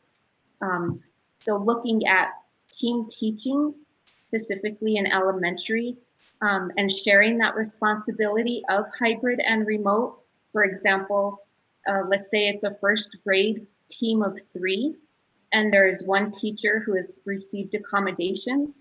So that teacher would take all the kids that are remote so that teachers in hybrid don't have to teach simultaneously. So they're developing those plans for their sites specific to their needs. And I just want to say again, we hear everyone's concerns. We are trying to be as thoughtful in our planning. We are currently working on professional development that will be released. And I'll turn it over to Larry because he's going to speak to a few things. Yes, thank you, Associate Superintendent Romero. Madam President, members of the board, Superintendent Garcia, Secretary Price, this is Associate Superintendent Larry Chavez. So I just want to piggyback off of some of what Ms. Romero mentioned. We're also looking at some additional equipment for teachers, elementary, middle school, and high school to be able to provide that instruction in the hybrid model. Some of the things that we're looking at are providing an additional monitor, providing a camera, a web camera, so they're able to broadcast that lesson so the students remote can be able to view that lesson being presented, and also a microphone to be able to attach to a mask that they may be wearing. So those concerns that were listed tonight are those of ours at the district level and some of the things that we're actually looking into. We're also currently teasing out the details in the safety protocols for specials at the elementary levels. We're meeting with coordinators to develop plans, looking at rotation of schedules, looking at rotation of students and how many students are going to fall within a specific rotation at the different grade levels. And we also have added language in our student code of conduct addressing non-compliance of any health orders such as not wearing a mask. And I know that was something that was brought up this evening as well. And there's so much more, and we don't want to take any additional time. Deputy Superintendent Wagner, anything else that you just want to highlight on the safety other than the fact that you're going to be hosting a town hall Friday at 4 p.m.? Superintendent Garcia, the town hall will actually be Monday at— Oh, Monday, I'm sorry. Yeah. And I just want to say that Mr. Gabe Romero, our Executive Director of Operations, Facilities and Operations, and his team have worked tirelessly over the last 5 months to prepare our facilities, our physical spaces, our protocols, our materials and equipment to properly sanitize and ensure that we are keeping our facilities clean and as safe as possible for the return of students and staff. And we really look forward to talking to you about those details on Monday, in addition to addressing services and support in the areas of transportation, student nutrition, nursing, and wellness, and safety and security. So we have a very thorough plan. We look forward to the question and answer. We are taking the safety and health and well-being of our community and our children and our staff very seriously, and have been working hard to prepare for your return. And keep in mind again that by our best estimates, it's about 60%, maybe only 50% that may be returning back to school. So when you think of 50% of your roster, it's not, all of your kids being back in those spaces, but a lot more information is coming. I think where we erred is we didn't want to overwhelm you in this first 4 weeks. Wanted you to really get remote learning down. And so starting next week, those webinars will be available on the hybrid model. And again, those lessons that were developed, and now another set of 4 weeks of lessons. I don't know of any other district that has done that in terms of developing lessons to take that burden off the teachers. And we do that because we care about you and we care about your safety. And we will continue to listen to you, and we'll continue to work with the union and continue to get your input. And thank you for coming to Public Forum tonight. Thank you, Madam President and members of the board. Thank you, Dr. Garcia and team. There's no question this is very, very difficult, and we are all listening and working and reading and thinking a lot. And I hope we can continue to be kind, be flexible, and actively communicate about all these things. So again, thank you all. Okay, we will leave the rest of the superintendent announcements and follow up for a moment and move on to our presentations. And again, I want to thank our community partners for their patience tonight, for being here, for being kind and flexible and actively communicating. And I just want to frame this a little bit. As I've mentioned at previous meetings, there are a lot of us in the community. We heard, of course, from lots of staff members tonight who are thinking about many of the issues, both around learning in an online environment, the impacts of not being in school, and what it's doing for working families, working adults. And this is just, many, many things are true at once. It's an incredibly difficult situation. And in my view, we are at a place where we are at once in multiple generations in a crisis, particularly in our public schools and the many factors that are coming together now, particularly that around the pandemic that is COVID-19. It is my great hope that we don't waste this crisis. And we've been in this sort of slow strangulation of public education and childcare in the early childhood system, where I spend my day job. And really, it's time for us to come together as a community to reinvent how we educate and care for our children. There are, I'm pretty sure, no silver bullets. I've been looking really hard for them, and fortunately have started sleeping again when I realized that, there is so much good work going on in this community, and that truly the only answer is to do it together. So to my colleagues on the board, I want to say that I hope we can continue to create space for this conversation, for this community work around supporting our educators and our families, and looking at how we build this whole system back better to truly educate and care for our kids, and do it differently, because we have both the mandate and the opportunity now. To students and families, hang in there. This is so hard. And I can just speak for my own family, for the emotional impacts, the mental wellness, all of the things. And, a lot of us are getting more time with our kids than we had before. So hopefully we can enjoy that and hold on to the nice moments, and find the real nuggets in lots of the hard things, because this is scary. To members of our community, retirees, employers, essential workers, we know that childcare and schools are the bedrock of a lot of how our society works, and we thank you for everything you're doing as things have turned upside down without public schools and childcare. To our district staff, thank you for your incredibly hard work and all of the creative ways you are plugging in the community, and I know will continue to do so. And I hope that you will continue to be open and to ask for help, and to look to our community partners, many of whom are here tonight, for all that they can bring. And finally, to the community partners, thank you so much for all that you are doing, for your time and support and energy and love around this public school community. We need you more than ever, as I think you all know. So please keep it up, and I hope you will also work to up your game again and again.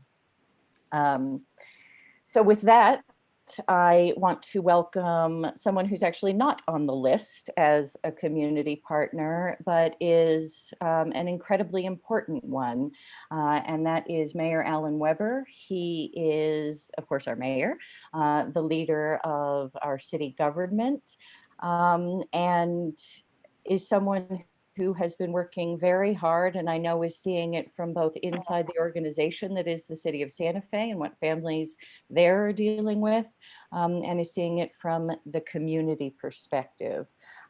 He had a special city council meeting earlier tonight, but was able to join us after that. So Mayor, it's very good to see you. Welcome, and thanks for saying a few words at this board meeting. Thank you, President Noble, and members of the board, and Superintendent Garcia. It's great to see everybody and to be part of this this gathering this evening. And I really do want to tip my hat to you, Madam President. Getting your community support groups all together in this forum, and making this a way for everybody to check in and be heard and contribute, is a tremendously important thing to do, and as many other things that we're going to talk about as a group, we ought to be doing it all the time, because we are in an extraordinary moment. And your comments are spot on about just how challenging this time is, but also what an opportunity the challenge represents, because we can't keep doing what we've been doing. what we've been doing worked arguably for the time we are in and doesn't work for the time we have now and the time we have going forward. So your gathering of voices and partners is really exactly what we need to be doing. I thought I would take a very short amount of time to talk about a few things that are at the forefront of my mind, things the city is focused on as a partner with you now, and things we want to focus on going forward. I checked in with a number of our department heads who really do the work of making things happen and making change happen. In a number of ways, we are very pleased, proud, and delighted to be your partner in areas like the support our library provides with teachers requesting materials, with tutorials on how to use library resources. Going forward, there's an app in the works so that all students will be able to access ebooks on our digital library, more funding for digital books, working to provide mentorship through the library, to provide students who need help with their research projects, a homework hotline, and a little technology boost. We've already happily, gladly, and importantly collaborated on Wi-Fi extension. There's more of that in the works. The reason we had a special meeting tonight, Madam President, was we are working with a $17.5 million CARES Act allocation passed through from the governor and her team to the city of Santa Fe. And we had to accept that money tonight and begin the process of spending it between now and the end of the calendar year, December 30th. It's use it or lose it. And so our team has put together a significant number of initiatives that we want to push out the door to get the money into the community, and in ways that will help you with your mission, as well as try to meet, even in a short-term way, the many different needs that our community members are feeling. There is in our allocation of that $17.5 million, $3.6 million for our Connect network that we partner with the county on. Navigators helping COVID-affected city residents with back rent, issues of car payments, food, utility payments, internet payments, including school-based programs such as Teen Parent, Adelante, Communities in Schools, Cooking with Kids, the Sky Center, Fathers New Mexico, and the Strengthening Families and Restorative Justice programs. And there is, in addition, in our approved proposal, $1 million for increasing slots in childcare and youth programs for young children and online learners. We also included roughly $300,000 for teen jobs. We know that this summer our young people really didn't have an opportunity to go to work and earn some money and get the experience of a job. I think we all know the old saying, there's no social program better than a good job. And even if it's a short-term one between now and the end of the calendar year, making it possible for young Santa Fe students and young people in our community to have a shot at a job and some income and some work experience is a really significant response to the COVID-19 crisis. So those are just some of the things that are in the works. I want to say two quick things, and then I'll surrender the Zoom back to you, Madam President. Number one, you mentioned silver bullets. $17.5 million sounds like a lot of money. It's not. It is a drop in the bucket compared to the needs of our community and the people who have been adversely affected by COVID-19 and the economic and social impacts of COVID-19. Plus, we only have this money to spend between now and the end of the calendar year. After that, we're back, unless the federal government does what it should do, which is to allocate another round of support, we're back on our own means.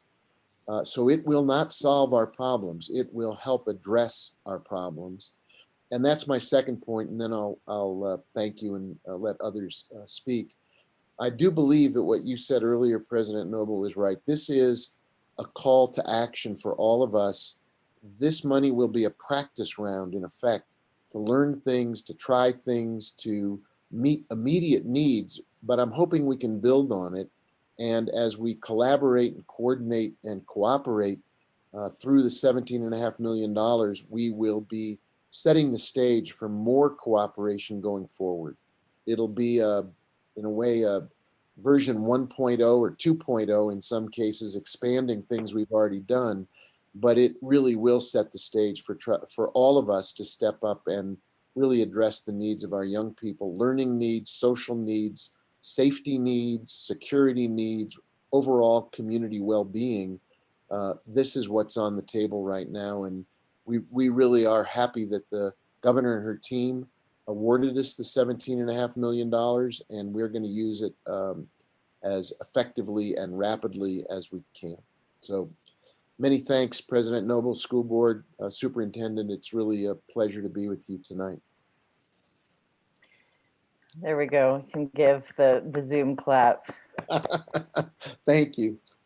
Thank you very much, Mr. Mayor. We value your partnership. Congratulations on getting that CARES money. I know it's nowhere near enough, but it certainly is better than nothing. So yeah, best wishes with that. And we know you've had a long evening, so you are of course welcome to stay with us, but I realize you may need to jump off at some point, but we appreciate your words and your partnership. Thank you. Thank you. I think I may go have dinner now. Yeah, might be May I worth say eating one thing, some. Madam President? Go ahead, Dr. Garcia. Madam President, members of the board, Mr. Mayor, thank you for being here tonight. I want to tell you this morning, I had the pleasure of being part of the Santa Fe Community Foundation hub meeting where 36 community partners were there, all talking about their connections to the schools. And I would say 90% of the organizations that you listed work directly with the Santa Fe Public Schools. And so through those efforts, our students and families will benefit. And the partnerships with the city and those various departments have made a huge positive difference to our students and families and staff. Thank you so much. And thank you to all of the folks, hardworking folks in the various departments in the city of Santa Fe. Thank you so much. Thank you, Superintendent. You and I are in vigorous agreement and always have been. Schools are the through line of our community, and you touch everybody's lives, not just the young people or the teachers, administrators in the district itself, but we really are all connected through you. So thank you. Thank you all for letting me be here tonight. I'm very grateful. Thank you. Again, good to see you, Mayor. Okay, we will move on to presentations from our community partners. And these folks have been invited by different board members and do lots of things. They are a good snapshot, but by no means a comprehensive list of the folks out there working to support our schools. So again, thank you all for being here. We talked about doing about 5 minutes of presentations and leaving about 5 minutes for board questions. So moving through these presentations each with about 10 minutes or so. First up, we have Reading Quest, and the inimitable Raina Deneen is here. Welcome, Raina. Thanks for being here. Thank you so much for having me. I'm a little bit in the dark here. I don't have much of a light at night, but I am going to share my screen and just show you a couple little things. We're just really thrilled to be a partner, as we have been for 9 years now. And actually, I started tutoring in the schools 26 years ago with the Loretto tutor team when my daughter was at Kearney. So I realized today when I was I'm like, I've been doing this a long time. Really quickly, for those of you who don't know, Reading Quest provides structured literacy tutoring for children who are 1 or more years behind grade level. And that's our main mission, is to reach those kids who are really in need, whether it's learning disabilities or dyslexia, or for whatever reason, they're just behind in reading. Our team of really experienced reading tutors typically serve 200 to 300 kids each week, and 95% of them are from Southside schools. You've probably heard maybe of our intensive summer reading camps. We've done Reading is Magic camps for the past 9 years. And this summer we did Reading is Wild for about 150 kids. And then we did a Readers Theater camp. And this is a snapshot of the kids just before they put on their final play, all of which was on Zoom and Google Meet. And then the other part of our program is providing teacher and tutor training. So we collaborate with a lot of organizations like Communities in Schools and Adelante to provide training for their tutors. And we also train teachers in the Santa Fe Public Schools, both in how to do engaging online Zoom trainings and teach reading, but also we've been doing workshops for parents to support them now. And we do them both in English and Spanish. We've made a number of teaching videos, which a lot of teachers have incorporated into their curriculum and their lesson plans. And so that's been really fun, getting a lot of feedback from teachers about how they use our videos. I hope you're all seeing this slideshow. Yes? Yes, we are. Okay, phew. It's a little nervous going forward. No, it's beautiful. We also loved the Superintendent's Challenge last year, and we got the go-ahead to do something in the fall. So we have a song, rap, and poem contest going on right now for all students in all schools. Really even not just Santa Fe, but in grades 1 through 12. And kids can enter, they read a book and they write a song, rap, or poem about that book. And it can be in any language.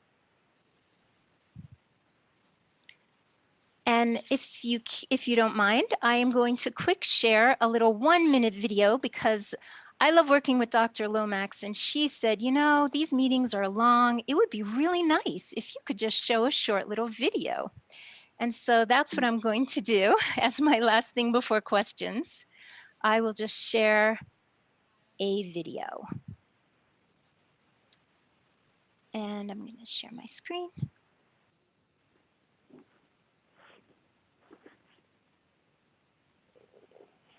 Okay. And share my sound. All righty. I hope you all can see this now. And there we go.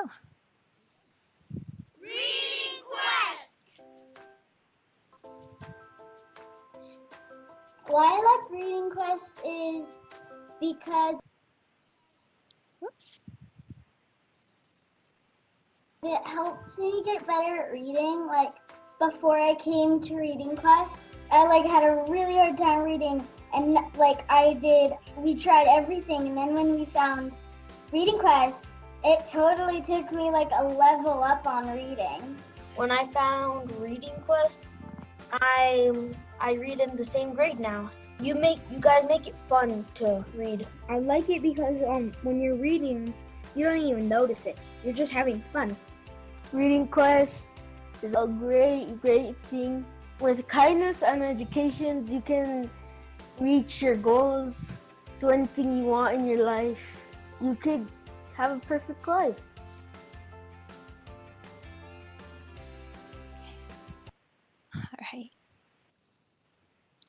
All right. So I think I went under 5 minutes, but I'm open to questions. That was excellent and well under 5 minutes. Thank you very much. Questions from the board? Well, I'll start with one, which is, what do you need to be more successful? We appreciate all you do, but what would make it possible for you to fulfill your wildest dreams? Yeah. Well, as you can imagine, we have over 100 kids on our waiting list, and that's even without putting out the word at all. So there is a huge need right now, especially since the work is online. So many of our students are not able to read well enough to do the work that's being assigned. We have some 6th graders, for example, just today, and we're collaborating with their teachers to provide them extra help because they're reading at a 1st, 2nd grade level, and their 6th grade class is reading a 6th grade chapter book. So our dream would be to be able to have, work with the district to keep identifying those kids who are most in need and then serve them with this much needed extra support. And sadly, we did not get city funding for our summer reading program, so we would love to partner maybe with the district this year for our summer reading programs as well. Okay, thank you. Do Carmen? you have any? Oh, sorry. Sorry. I was gonna just go ahead and ask another question. Oh, Dr. Gonzalez, please go ahead. Hi. Madam President, members of the board, Dr. Garcia, I'm just very impressed with what Reading Quest does and how they evolved into the online learning aspect of it. And it's really important for our students to have this service. So I hope we can continue our partnership. It's a great partnership. So thank you, Raina, for all you do. Thank you, Carmen. Thank you so much. Can you hear me? Yes, go ahead, Vice President Price. Yes, I just want to thank you for putting fun back in reading. I think too many kids just see it as a chore. And so it meant a lot to me to hear the young people say how much fun it was. Thanks. Thank you. Yeah, I have to say that I have worked with kids really in other countries all over the country, and the kids here are just a delight to work with. We have so much fun with them. And it's been great in our recent teacher trainings. They're taking what we're sharing and they're bringing it into their online work, and they're reporting that it's working really well. And they're having fun again with teaching reading. So it is possible.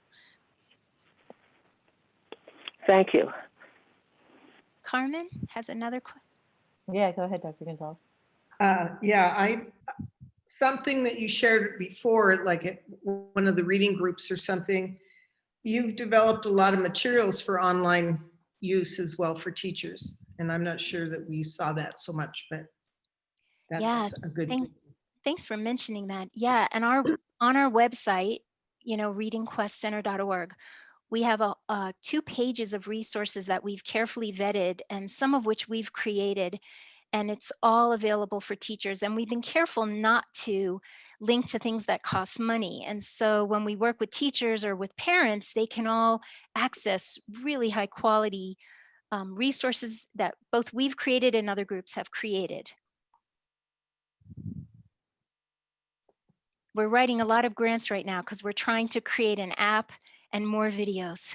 So we're trying to increase our resources. Excellent.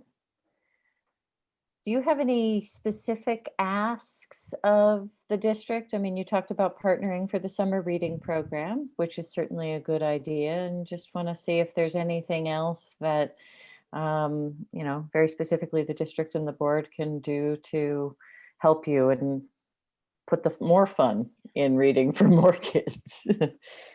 Well, one thing today that was great was I spoke with the tech department, and the district is really working to address the kids whose Wi-Fi is not working well. And that makes a huge difference. So that was going to be one of my asks. And then today they told me they're really addressing that. The other thing really is just, if wherever we can find it, funding to provide more of the tutoring for those kids for whom hours of the day is not really available to them for learning yet because they cannot read. So addressing that need would be fantastic. And we do partner also with Native American Student Services, and they're also working with us, but they also need help, you know, identifying the kids also who are struggling right now. Yeah. And if anybody out there in YouTube land is inspired to donate to Reading Quest, where would they do that? They can go to readingquestcenter.org. And we have a page that says support us, and we will use it to support Santa Fe Public School students. You can be sure. Madam Okay, President. yeah, Dr. Garcia, go ahead. Thank you, Madam President, members of the board, and Ms. Deneen. First of all, if you've never been in that room where she's at, it is absolutely magical. And I think when I'm having a bad day, I told her I would just love to just go be in that room and hang out with the kids. If you know, you can't just help but just feel like you just got a nice big warm hug. but I can't remember, but we do provide funding to Reading Quest. I know that we have a contract with you, I believe. And when we had to cut back on contracts, I know that we worked really hard to preserve what we could for Reading Quest. So there is, funding has been cut for us significantly, but we did prioritize Reading Quest, and they're a great partner. And I do hope that anything we can do to provide testimonials, maybe help with videos or whatnot, so that perhaps you can increase your donor base. We'd be happy to help you in that manner as well. But it's been a wonderful partnership, and thank you for all you do. Thank you so much. Yeah, we're really grateful for the partnership. Yeah. Thank you. Okay, thank you very much, Raina. We will go ahead and move on to our next partner, Communities in Schools. And Ivan Cornejo is here from Communities in Schools, and I believe will be taking the lead. Welcome. Thank you. Thank you very much, Madam President, Superintendent Garcia, board members. Actually, Sonia Thorpe-Bohannon is here with me. So I'd like to present her as well, and maybe you can go ahead and get started, Sonia. Welcome. You're muted. We'd love to hear you. Thanks for being here. There we go. There we go. Can you hear me now? And Yes. Yvonne, are you able to share your screen so we can share our slides? Give That me would be 1 great. second here. All right. All right. Super. So thank you, Board President Noble, members of the Board of Education, and Superintendent Garcia. We really appreciate the chance to be here this evening to speak with all of you. Julia Bergen, our Executive Director, extends her apologies for not being able to attend tonight. I'm Sonia Thorpe-Bohannon, the Director of Marketing and Development. And with me, as we said earlier, is Ivan Cornejo, one of our most tenured team members. He is our Field Operations Director. So let me just start quickly by explaining what it is that Communities in Schools does for the Santa Fe Public Schools. We are celebrating our 8th year partnering with the district, and we bring a relationship-based community school strategy to the district. Our team strives to provide equal access to education for all students, and our goal is to keep kids engaged in school on their path to graduation so they can achieve in life. Today, we're working inside 10 schools, and Communities in Schools is available to almost half the students in our Santa Fe Public Schools. And we have a team of 15 site coordinators that are fully integrated in each of our schools, forging deep, trusting relationships with students, families, teachers, school staff, and the community in their school. And with that bit of background, I'm going to let Yvonne speak to some of our more specific work that we do inside each of the classrooms. So Yvonne. Thank you, Sonia. Once again, muy buenas noches, les de Dios a todos. Indeed, Communities in Schools listens to the needs and concerns of students, families, staff, and we respond accordingly.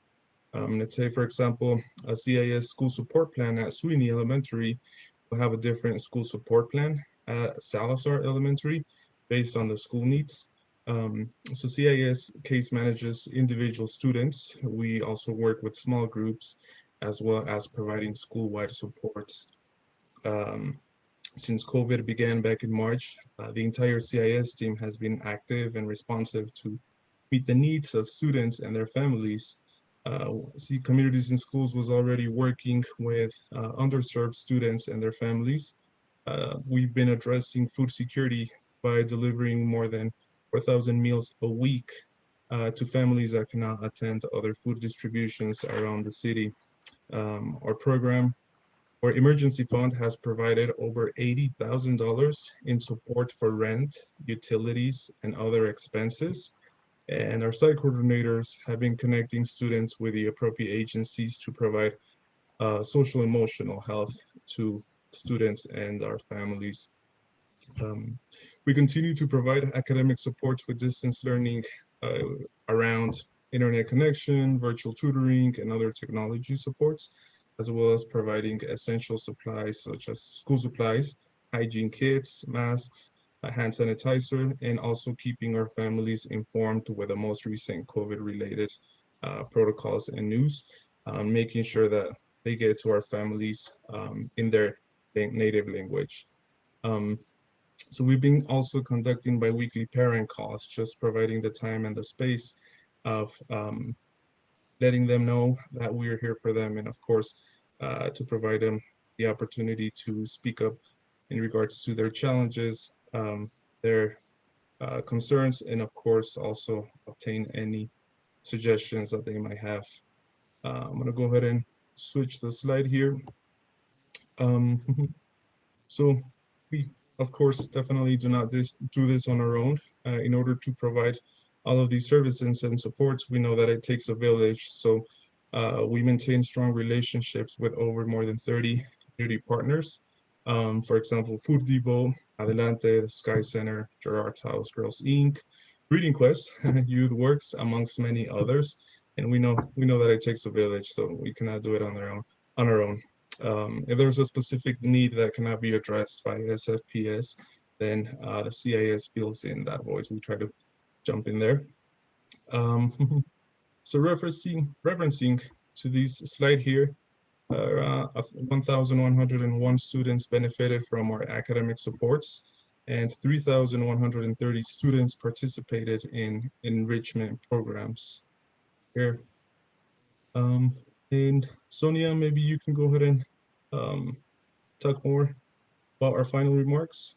Yeah, so we were asked to include in our final remarks some comments about what communities and schools could use to be more successful. And as simple as it sounds, we would benefit from more direct support with direct communication with the district. As in any partnership, a consistent communication aligned with common goals can yield stronger outcomes, increase capacity, and reduce redundancy. So in many cases, especially right now, as we're all responding to specific needs in our schools, as much as we can communicate together to tackle those issues and work on them together, the more successful we can be to support more students and families. And to that point then, we think it would be very helpful if we could work with the district, and if the district could facilitate monthly check-ins with our Santa Fe Public Schools community school team, as well as the other community school providers in the district. And with that, we just, of course, need to say that as we walk into this 2021 school year, we are very excited to remain active and responsive to the needs of our students and families and our communities inside each of our schools. So with that, thank you for your time, and we are available for questions. Okay, air claps. Thank you very much. Thanks for being here. Any questions from the board? Yes, this is Lorraine. Go ahead, Vice President Price. What redundancies? I don't understand. That's a very good question. And redundancies would mean, for example, in something very simple, an item that we're working on right now that we're all trying to tackle is trying to provide Wi-Fi assistance. And as much as we can work together, and I know we do to a certain extent, but I don't know if we're having meetings to talk about divide and conquer and where are our services that we can leverage that. Is it a matter of talking to a family and being present to help them connect to their Wi-Fi support? So that's a perfect example where the more we can work together, the more we can actively help different families in our schools. So are you saying you're not working with our IT people? I'll let Yvonne speak to that more directly as well. Yes, definitely. As a matter of fact, I made a referral of a student last night to the IT department. So we're definitely in contact with them. We know that definitely the need is high. We know that there's been waiting lists for hotspots. We know that there are some areas that are not covered by even the most common internet providers here. So Our data manager and technology employee is staying connected to the IT department and working along with Neil, mitigating those. So we definitely are inspired. Thank you. Dr. Gonzalez. Well, I might be a little bit, I don't know what's the word. I was a board member of Communities and Schools for at least 3 years. I can't remember if it was more than that, but I've always been really impressed with their work. And I know how hard they've been working since COVID started and connecting with their families and staying connected with the students. And that's really, really important right now. So I'm very happy with their work, but I might be a little prejudiced. Thank you. It's always nice to have somebody who knows what they're talking about, Dr. Gonzalez.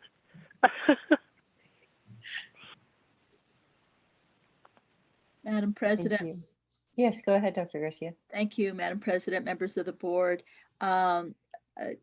Please give our regards to your executive director, Julia Bergen. It's been a pleasure to work with all of you. I've heard great testimonials from the students, from the teachers, and from the services. And we also have a contract with you guys as well, a pretty sizable one. And we've enjoyed the partnership. I think that sometimes people get confused about the community schools model. And the state, has funded, not to the degree that they would like, community schools.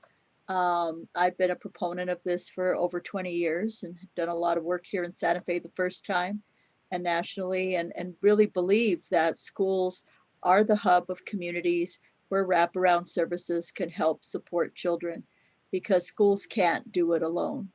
And I think that communities and schools can coexist within a broader community schools framework in all of our schools. And that some people, I think, start thinking it's mutually exclusive, and it's not. There is so much work and so much need. Our families need so much support. And thank you to Communities and Schools for taking a leadership in this role. And we appreciate all that you do for our kids. Thank you so much. Thank you. Thank And you. thank you for inviting us to join you this evening. Thank you. Thank you so much for being here. And there it is in a nutshell. We can't do it alone. Appreciate it.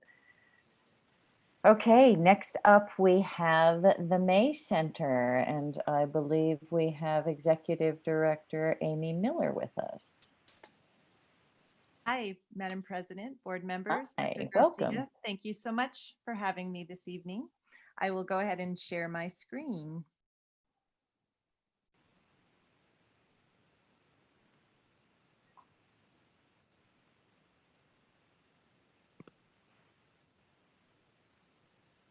Just move this little bar out of my way. All right. So May Center for Learning is really the only organization in the entire state of New Mexico that is dedicated to accessing and impacting every student who has learning differences. We define students with learning differences as students who have average to above average intelligence, but have some discrepancy between their intellectual potential and their actual performance in a typical school setting. And most often these are students who are diagnosed with a learning disability such as dyslexia, ADHD, or one of many other language-based learning differences. So our role in the community is to advocate for these students and to provide services. We work through community partnerships. In fact, both of the nonprofits who spoke before me are esteemed partners in our work. And we strive to form relationships with school districts to improve outcomes for kids who have learning differences. We have a teacher training institute, which provides teacher training. I'll say more about that in a minute. We provide community programs such as tutoring programs in Santa Fe Public Schools. We open up our school as a lab school for teachers. In regular old times, we invite teachers to actually come and observe in our classrooms. Now that's happening in a more remote model. And we also offer many free community seminars, webinars, and other trainings for teachers and for parents. We also have an evaluation center here with 2 certified diagnosticians. And we provide those evaluations both to private pay families, but also to school districts. And we create partnerships with statewide agencies to support legislative advocacy work.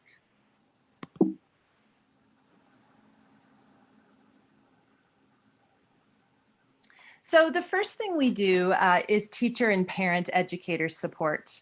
We were proud to work for the last couple of years with Dr. Lomax's curriculum and instruction team to provide a series of seminars for our reading interventionists and other elementary teachers in the teaching of reading. We provide these trainings on a customized basis for districts. We can do everything from a one-off overview of learning differences to a full certification program in structured literacy that leads to a national certification. And we've been working with the Poake School District for the last 2 years to certify all of their special education teachers in multisensory language instruction. This summer, we developed a free online course for all New Mexico educators in conjunction with the New Mexico Public Education Department. That is now available and free to all teachers on the PED website. It's called Structured Literacy and Dyslexia 101, and it's a 5-unit course that covers the science of reading, the essential elements of structured literacy instruction, the characteristics of dyslexia and how to recognize that in a general education classroom, and effective accommodations for children with dyslexia in the general education classroom.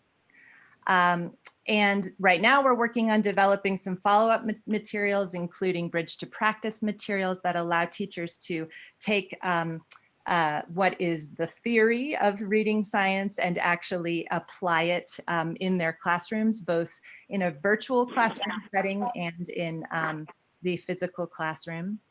Discussion questions, and a series of live webinars that will be available in February on the PED website. We do also offer free community seminars, and those seminars are really targeted at parent education. So this month, actually next Monday, we have our first of the year that explains the new dyslexia law here in New Mexico to parents, explains the screening process, because now all first graders by law are required to be screened for dyslexia in New Mexico, and also explains what best instruction looks like for those students. We also offer specialized small group instruction and evaluation. So currently we partner with communities in schools to provide literacy instruction for students at Aspen Community School. The past 2 years, we partnered with Reading Quest at Sweeney for an after-school program there. And now we have a remote program called May Away that we're actually talking to several rural districts about using to supplement their services for children who are identified with dyslexia or other language-based learning differences through a remote learning platform. In addition, we provide evaluation, as I mentioned, so we can complete full educational diagnostics for children to make sure they get the instruction they need. So finally, my asks are a little bit different, but I really, first of all, want to recognize what a difficult time we're in. I really want to thank all of you for all of the work that you're doing to make sure that education continues for our students. And I want to remind you that reading is the foundation of all learning. And so we're asking the school board to commit to supporting and implementing structured literacy instruction in every classroom in the district, as our new law in New Mexico does require. Again, really appreciate Dr. Lomax's commitment to this and have had many fruitful conversations with her about that.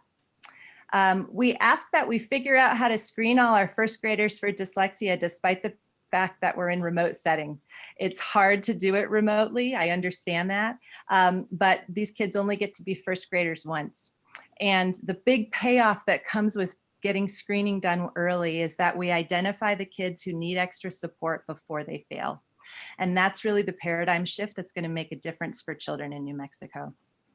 And finally, we just ask that you guys keep in mind that 20% of kids in every single classroom who have language-based learning differences. These are the kids who are really suffering the most through the remote setting. And while I understand its necessity, I really do worry about their future. These are bright kids who have the potential to contribute a lot to our community. So want to make sure that they are given the support that they need. Really appreciate your time. Thank you. Thank you very much. Good, clear asks. Appreciate that. Are there questions from the board? Dr. Gonzalez. So Amy, how is it that they screen the students now that they're remote? Well, the PED's advice has actually been to not do the screening until they are back in person, at least in a hybrid setting. Part of the training that we recorded for the PED this summer does feature videos that the teachers can watch to learn how to do the screening. And my experience with it is, while it's not perfect, it is absolutely possible to screen kids over a remote setting. You need to make the time for it because they have to be in a one-on-one with their teacher or some other educational professional who's trained in the screener. So of course that poses problems.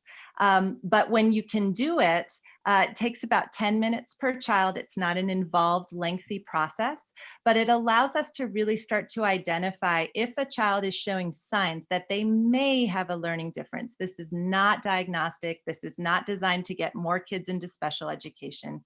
If they have a learning, signs of a learning difference, how can their general education teacher teach them in a way that is going to be supportive and best serve them so that they don't end up in special education down the line? That is really the goal of screening.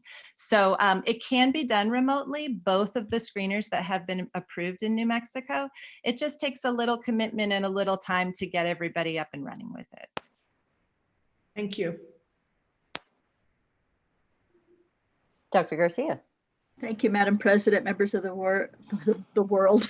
Members of the It's world. been a long night. Members of the board, although you are members of the world. I want to thank Amy Miller and all that you do with the May Center. I know that we've partnered with you quite a bit. And we all, I think, are in unison in using the Dyslexia 101 handbook.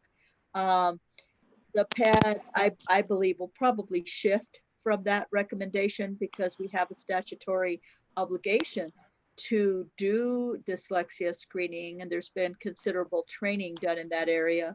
So, and being a former special educator and part of my master's had a focus in learning disabilities and reading and dyslexia, it's just critical. Early intervention is the key, right? And Yeah. teaching adaptations as well. Because we all have a little bit of a learning disability. I'm more visual than I am auditory. And so when I can see things, I do a lot better. And so, or some people have visual perceptual issues. There are various issues, right? That can be mitigated with the right adaptations and coping strategies if we can teach them early before kids get discouraged. And I think that's what you really try to bring to the table, right? Is working with kids to help mitigate that. So thank you for this amazing work.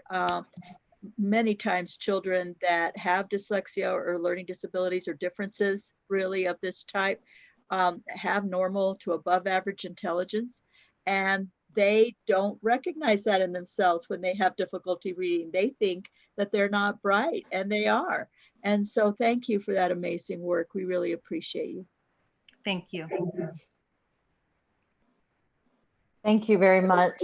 As you probably know, your work is well loved in the community, and I can no longer count the number of families who have told me that the May Center has roughly saved their child who had a learning difference and made it an easy path to, very often an easy path to loving learning and really appreciate you doing that and making sure that a lot of those kids don't get left behind. Thank you very much, President Noble. Appreciate that. Yeah. Okay, moving on. We now are on to Earth Care, and I believe we have Miguel. Yes, there you are, Miguel. Miguel Angel Acosta is here, one of the co-directors of Earth Care. Welcome. Thank you, Madam President, and members of the board, teachers and staff, and administration, and also all the presenters. Thank you all for being a part of this. You know, I sat, one apology up front. Our young leaders put together some really nice slides, but then they put it in the hands of this old Chicano, low tech, and I haven't been able to figure out how to share it, so I'm sorry. I'll get it to everybody at some point. So I'm just going to give you a oral presentation here. I wanted to comment that, sat through the public forum, and I've been in this education game for a while, and know lots of folks, teachers and staff and administrators and families, etc. I get the frustration from staff and teachers. I get the concerns and the worry. I have the same myself. I haven't left home much for these last 6 months. But everybody's trying their best. Everybody's doing their best, including families, right? That's the concern I have, is that there's seems to be too much blaming of families and parents. They're doing the best that they can. And the majority of the families that all of us in this meeting work with don't have access to much other than the homes where they live. These parties that they may be going to is possibly the only outlet that they have. It's a difficult situation, and we just have to be patient with each other and supportive of each other, and do the best that we can. That's all I'm going to say. One thing too that was mentioned earlier, that we were doing well before the pandemic. Well, we weren't doing well as a community. Much of the community was not doing well. The pandemic has just made it harder, and has also magnified a lot of the challenges that our families face. So Earth Care, we're going to be celebrating our 20th. Oh, somebody's sharing it for me. Yeah, Miguel, you were smart to email it to me, so you just tell me when to go ahead and I'll click through for you. Thank you. I appreciate it so much. Earth Care is going to be celebrating its 20th anniversary this year. Started in 2001, and they've been partnering with the Santa Fe Public Schools almost from the beginning, doing teacher trainings around sustainability education, environmental justice, working with students, community school gardens, etc. In 2007, I came to Santa Fe and was working with the Santa Fe Partnership, which became the Santa Fe Partnership for Communities and Schools in 2010. That became Poder Familiar in 2016, and in 2017, we joined forces with Earth Care. So that's just a little history lesson of who we are, where we've been. We've got several areas that we partner with the district on, both in support of youth and family leadership. You can go ahead and go up to the Abriendo Puertas slide, which is the third one down. So the parent leadership is one of the areas that we focus on. Abriendo Puertas is a curriculum that we've been using, and this year we just finished training 10 new facilitators, and there's some really exciting different additions to the curriculum. There's a session on positive use of technology to help parents understand technologies and best uses, etc. There's a session designed to help parents introduce their preschoolers to basic math concepts such as sequence and shapes, size, order, numbers, etc. There's sessions about practical tips for daily routines and learning activities at home. And then 4 short bilingual videos around preparing children to enter preschool and kindergarten.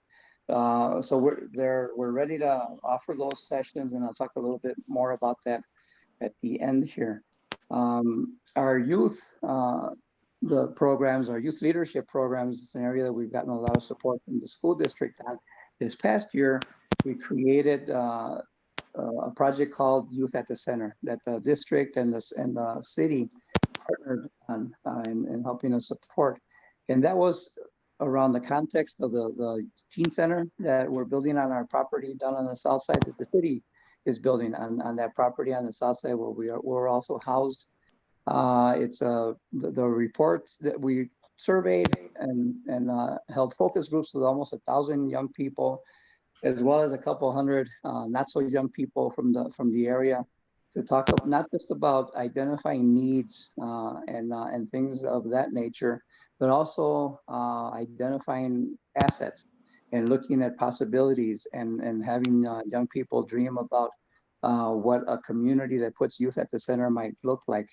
We try to focus on asset-based work rather than deficit-based work. We believe more in that the answers lie more in solidarity than in charity.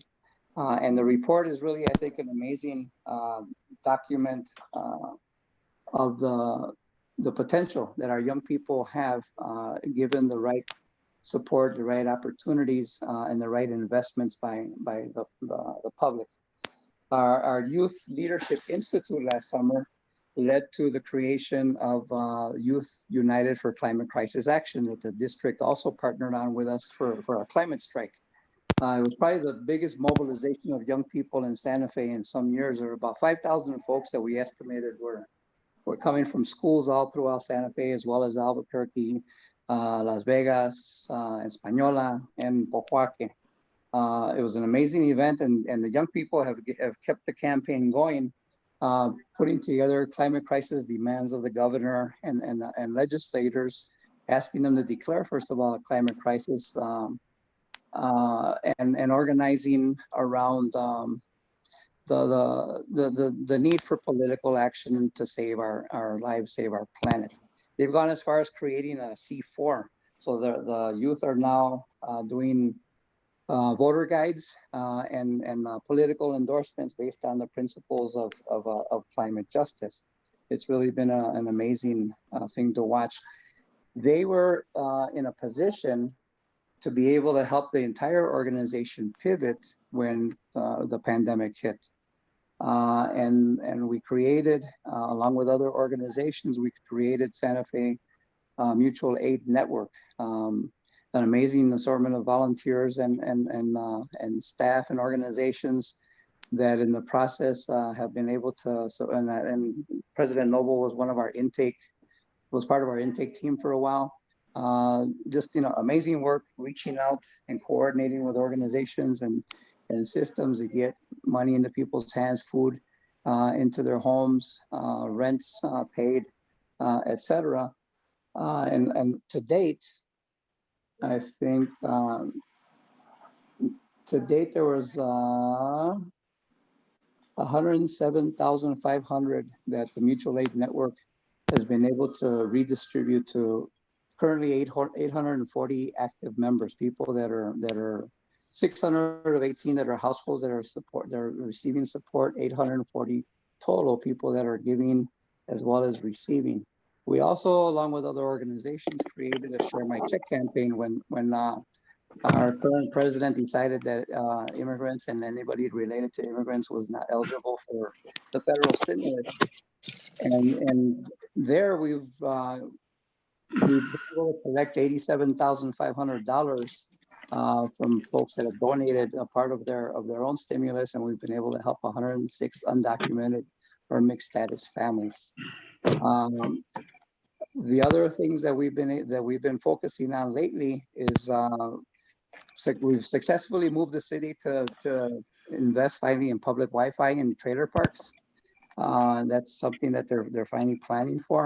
And we've also proposed, and they're now considering a program of recreation on wheels. So, staffing and resourcing buses or vans and going into those areas. Because as you all know, there's an area of Santa Fe that has no parks, no recreation, no libraries, no teen centers, nothing. Between Airport Road and Agua Fria Village, Ramirez Thomas is the only public facility in that entire area and there's a Sequia park. That's it. No Wi-Fi, no stores, no nothing. So we're working with, and they're now considering doing this recreation on wheels, which can also bring library services on wheels, health services on wheels, and other kinds of things into the communities rather than expecting or putting families and young people in a situation of having to go somewhere else to look for those supports. The thing that we do the best, just to answer President Noble's direct questions directly, the thing that we do best for the district is create stronger parent partners and youth leaders. Our biggest challenge is really a lack of funding in general, not just from the district, to support leadership development, local talent development, right?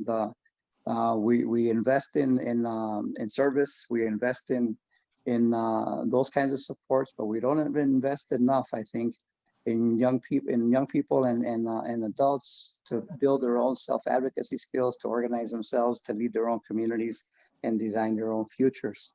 The support that we'd like to see this year, because we think that it's an opportune moment, is to really invest more in the Abriendo Puertas the courses, the sessions. Like I said, we've got 5 solid teams right now that just came out of a 2-week training. We'd like to see if we can't triple or maybe quadruple the number of sessions that we were able to offer last fall with your support. I think there's a Abriendo Puertas network now in New Mexico that I think, so that's what I'm saying. There's an opportune moment. PED has invested. The partnership, the Albuquerque Partnership for Community Action is the statewide coordinator. They're actually the national coordinator on this. And here in Santa Fe, northern New Mexico, we're the ones that are helping spread the Abriendo Puertas program. So I believe that's it. Open for questions. Thank you very much, Mr. Acosta. Questions from the board? Okay, well, it's actually been a little more than 10 minutes, I think. So we will keep moving, and I want to say, yeah, go ahead, Dr. Garcia. I'm sorry, can you hear me? Oh, did Vice President Price want to go first? I think she did. Go ahead, Vice President Price. I'm sorry, I was muted. I'm sorry. I just want to thank you, Miguel, for working on building up our young people as leaders in the community, and pushing for us standing up for what we need and what we want, and for them to understand that how powerful they can be. Thank you. Thank you, Vice President Price. And one thing I forgot to mention was that our young leaders have also responded. They're taking the Youth at the Center work and creating a more community-based response to the crises that our young people are in the middle of, that's manifested in a couple of violent incidents in the last few months. So it'll be interesting to see what comes out of that. Thank you. Thank you. Dr. Garcia. Yeah, thank you, Madam President, members of the board. Mil gracias, compadre. Muchos años apoyando a nuestras familias. Y todavía sigues, más que seas un Chicano viejo, todavía. Yeah. ¿No? And so, but I want to thank you.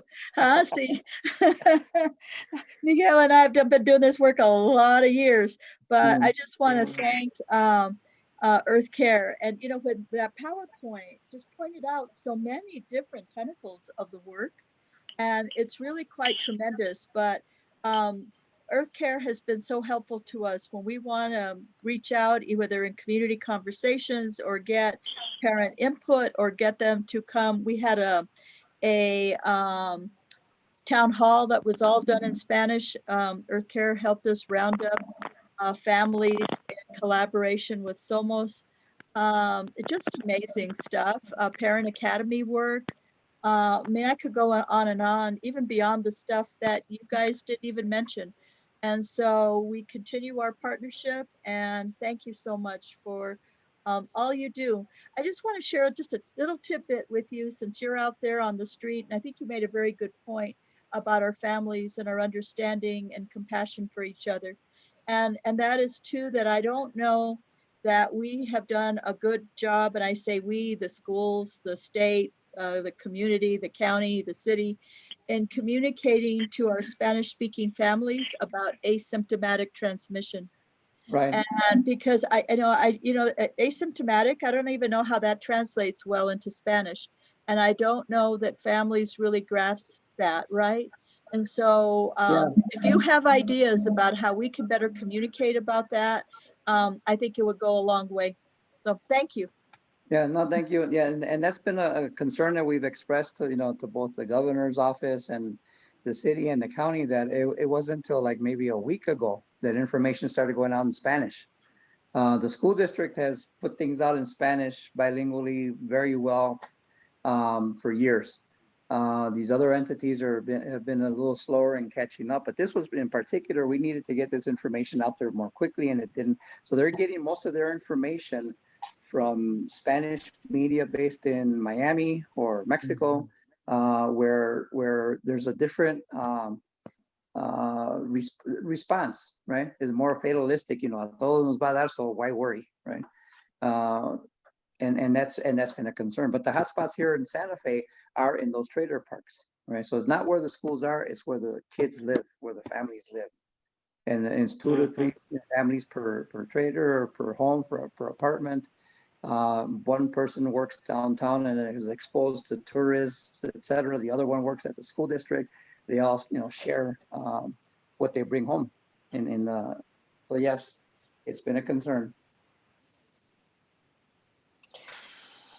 I want to say thank you for that. I think that advocacy around getting coverage, Wi-Fi to those areas of town has been so critical in closing some of, will be in closing the gaps. And Yucca is amazing. And Santa Fe Mutual Aid, honestly, just kind of rocked my world this year. It's one of the best things that I've had the privilege of engaging in, and particularly Abriendo Puertas. I mean, I just think working on that leadership development is the most critical thing we can do. And thank you for advocating for that investment. Thank you, and President. ongoing work. Thank But you. I also know you personally spend a lot of hours working on it, and that's real love for community, for families, and for making things better in the world. So Yeah, but usually when I post something at 2 a.m, you and Dr. Garcia respond, right? Yeah, trying to get better at the sleeping thing. Yeah, thank you. All right, thank you.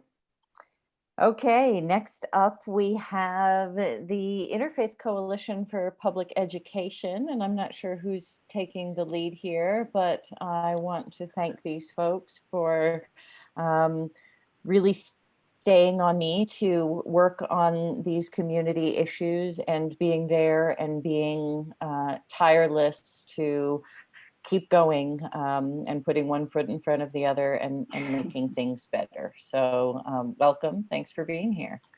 Thank you. This is Elise Packard, and I'm speaking on behalf of our membership as well as our leadership circle.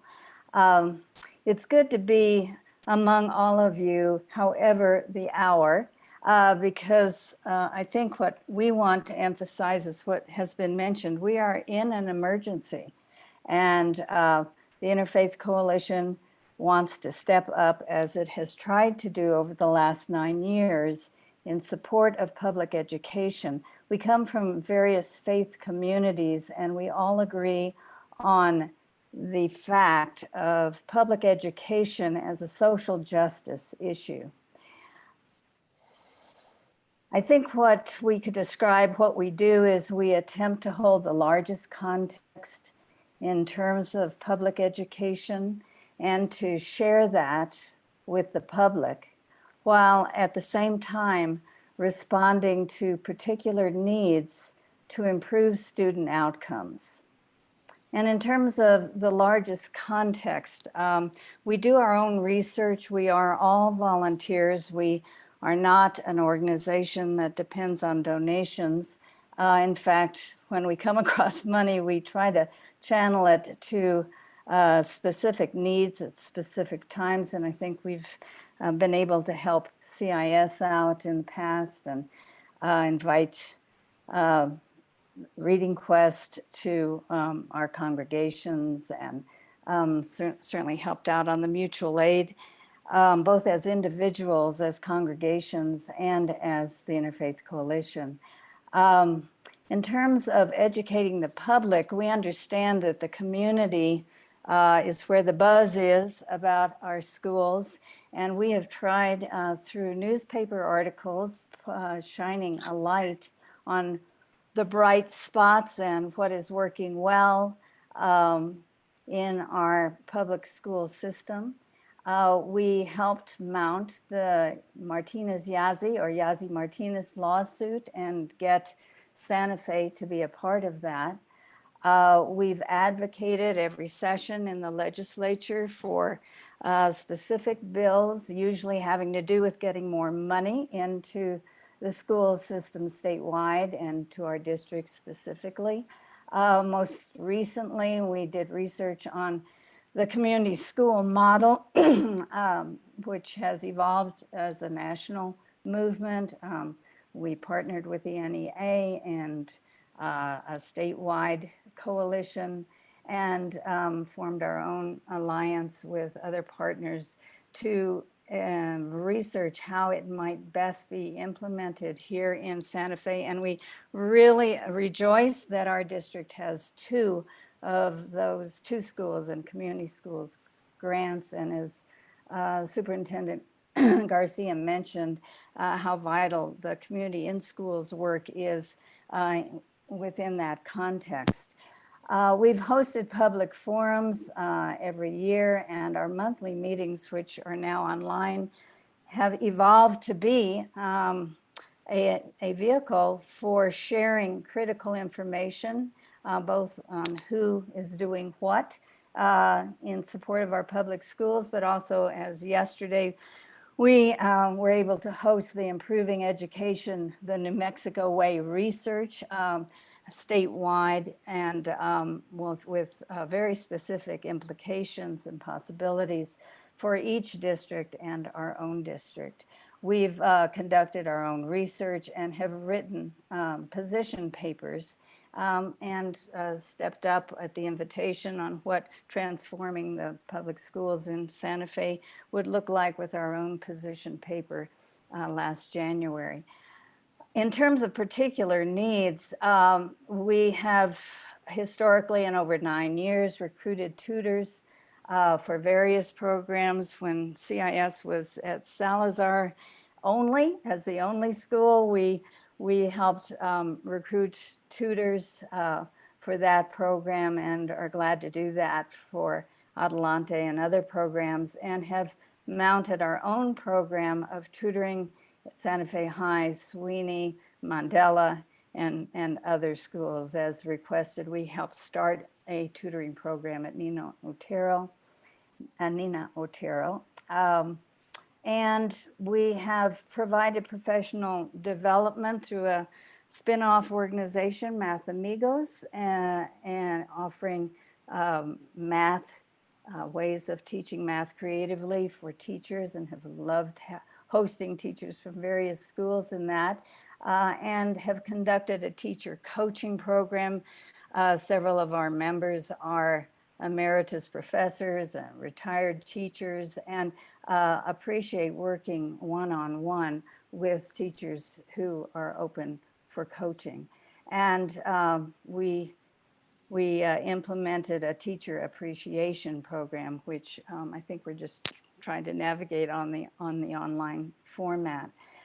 We've responded to the need for making phone calls to parents, and stepped up to do that a couple of months ago or 6 weeks ago to get the word out. We conducted a lot of those conversations in Spanish, and we're very grateful to be in dialogue with parents What we need. We understand that we are in partnership with all of you, with the board, with the administration, with families, with agencies, organizations, with faith communities. But we really see a need for a coordinating structure. Some of the presentations have alluded to ways that we could work more closely together as we coordinate who we are, the resources we can reach out to, in order that we can make possible services to the district and to each school. And we see that as a partnership that would be beyond the school system administration, beyond the board scope, inclusive of the public sector, the philanthropic sector. And it would be an invention to meet the huge need that is at hand. We're glad to do the thinking with you on what that could be and to lend energy to that as an invention. We see a need for a volunteer liaison in each school. This has been a need for years, and it's something that would make possible the welcoming of community resources at the school level and the coordination of those. We need, in order to be really enthusiastic about what we do best, and that's recruit tutors, we need evidence that these volunteer tutors will be covered by the Santa Fe Public School liability insurance. And I know that we've been talking about this for about months, and hope that at 5 o'clock, I had a phone call that indicated that this is now evolving into a policy that needs board approval. And we look forward to that soon because kids need tutors now. We understand that 75% of the parent population were asking for tutors. And with each day that passes, a child is not getting that one-on-one attention. We understand it needs to be 2 with 1 tutor, and that could work out. So let's just put our heads together, let's get it on paper and move forward. We hope that, and I think Sonia mentioned that how good it would be if those working in each school could coordinate our resources and form a collaborative team and meet regularly. So if we're all at Sweeney, who's doing what families are being affected, and how are we not duplicating, but in fact complementing each other's work.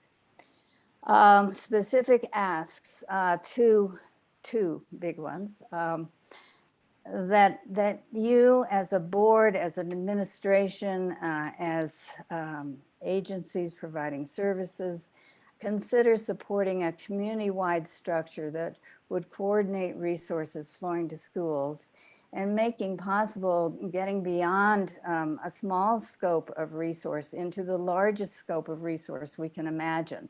Like, what if the IT companies in the city might provide release time for technicians to be able to join Dr. Ryan's team at the help desk on techno needs, both for parents and for teachers.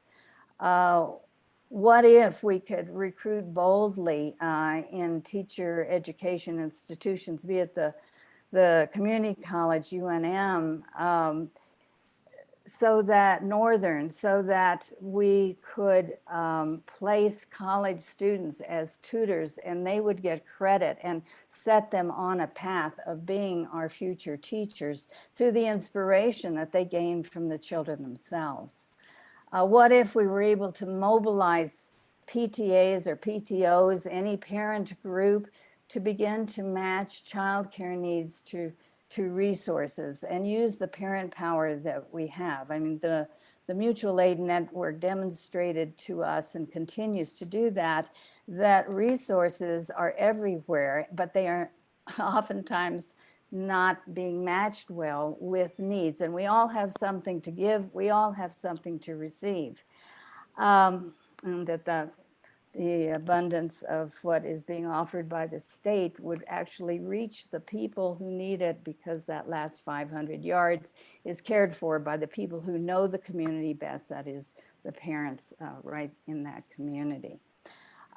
We ask you, and we're bold here, to look into the Strive Together network, which has been forming over the last, 10 years or so. There's 70 cities nationwide that operate with this structure, and there is a network of support among them. And this is drawing upon this idea of the community-wide structure that acknowledges that public education is everybody's question. It's not just the administration's question, just the school board's question. It is everybody's question, and providing the network with accountability, shared goals, action plans, meeting together over what is working, what's not working, etc. The second would be to encourage more schools to apply for community school grant. The reason that we advocated in the legislature and we're thrilled when the bill, as written and rewritten again, captured the essence of what a structure that welcomes community resources looks like, and it might be funded so that schools can operate with partnerships. We are thrilled as a coalition to be a partner with two community schools, Santa Fe High and Cesar Chavez. And wouldn't it be wonderful if there could be 10 others, or that we would take the idea of the community school structure and just operate with it in all of our schools. Finally, thank you.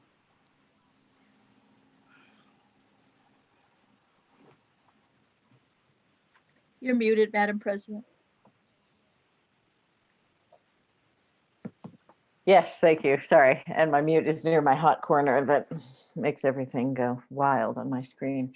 Thank you very much. And thanks to all the members of the Interfaith Coalition. Questions from the board? Dr. Gonzalez.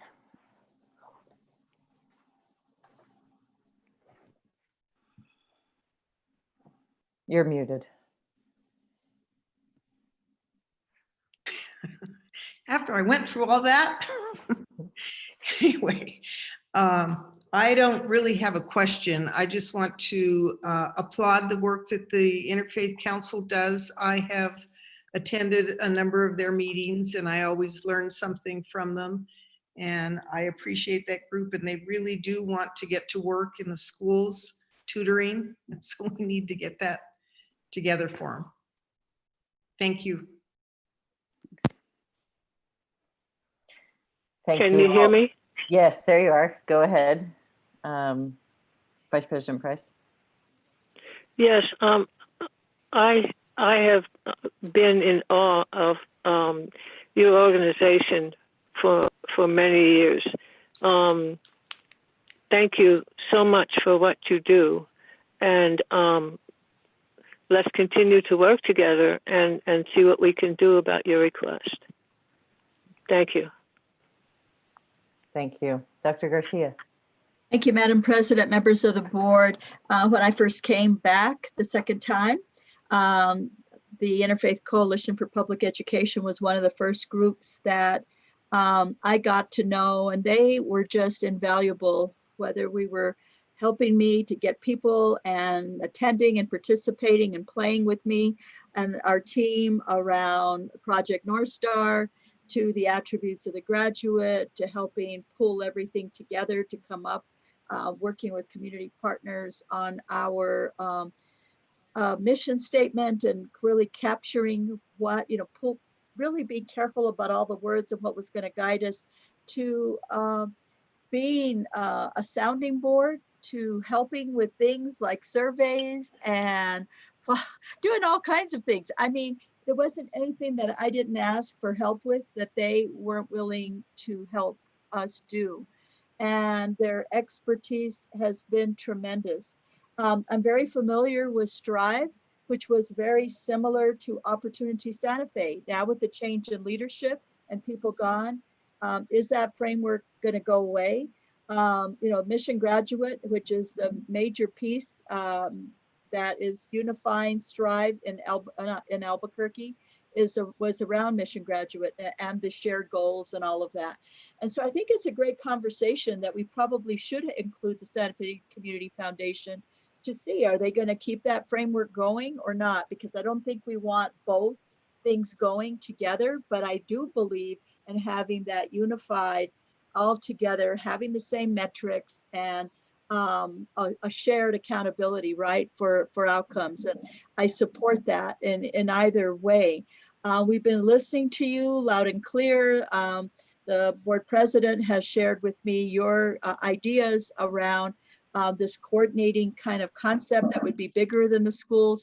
We are in the process right now of, and we probably should have gotten the information on Wednesday, analyzing every school to find out exactly what partners are there and who they're working with.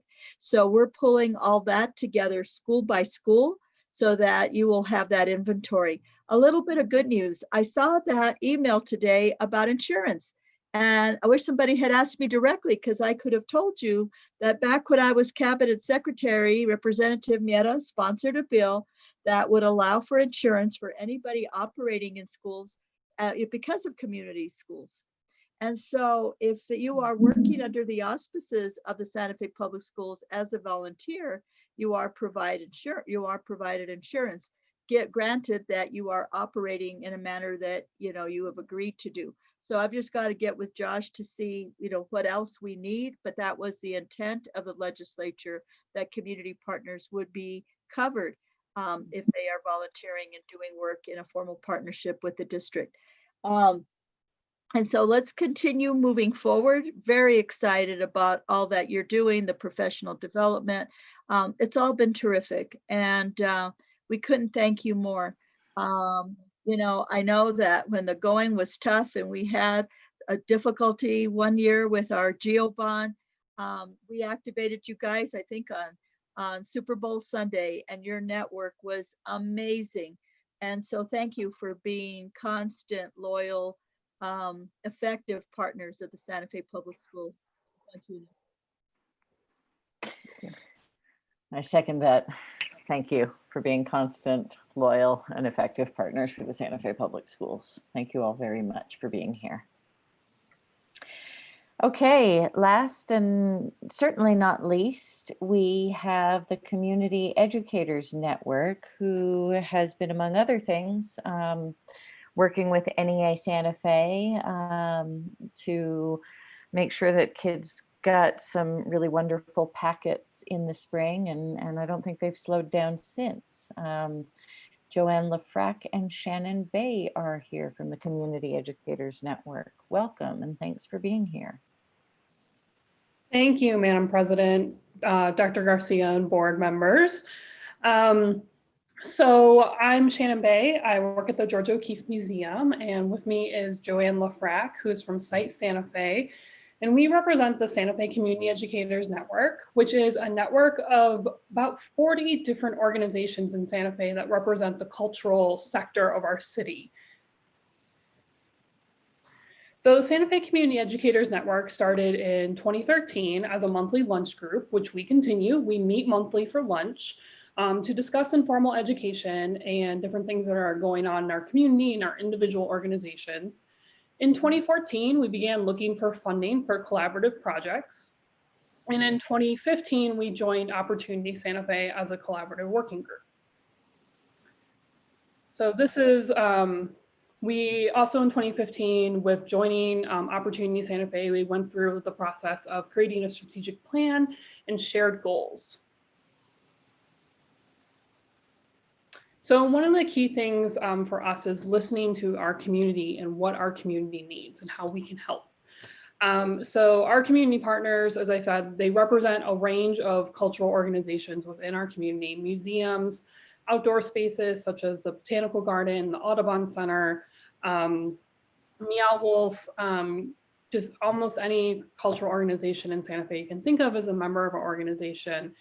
And some of our partners include the Santa Fe Community Foundation, the city of Santa Fe, for the last several years, we have provided curriculum and programming for their summer program, including this past summer, which we'll talk about, in Santa Fe and Espanola Public Schools. So with the schools, we have, for the past several years, we've done a teachers fair where we bring our partners together and they are all there in one room and can share with teachers the different resources that they can provide, field trips, or in classroom experiences.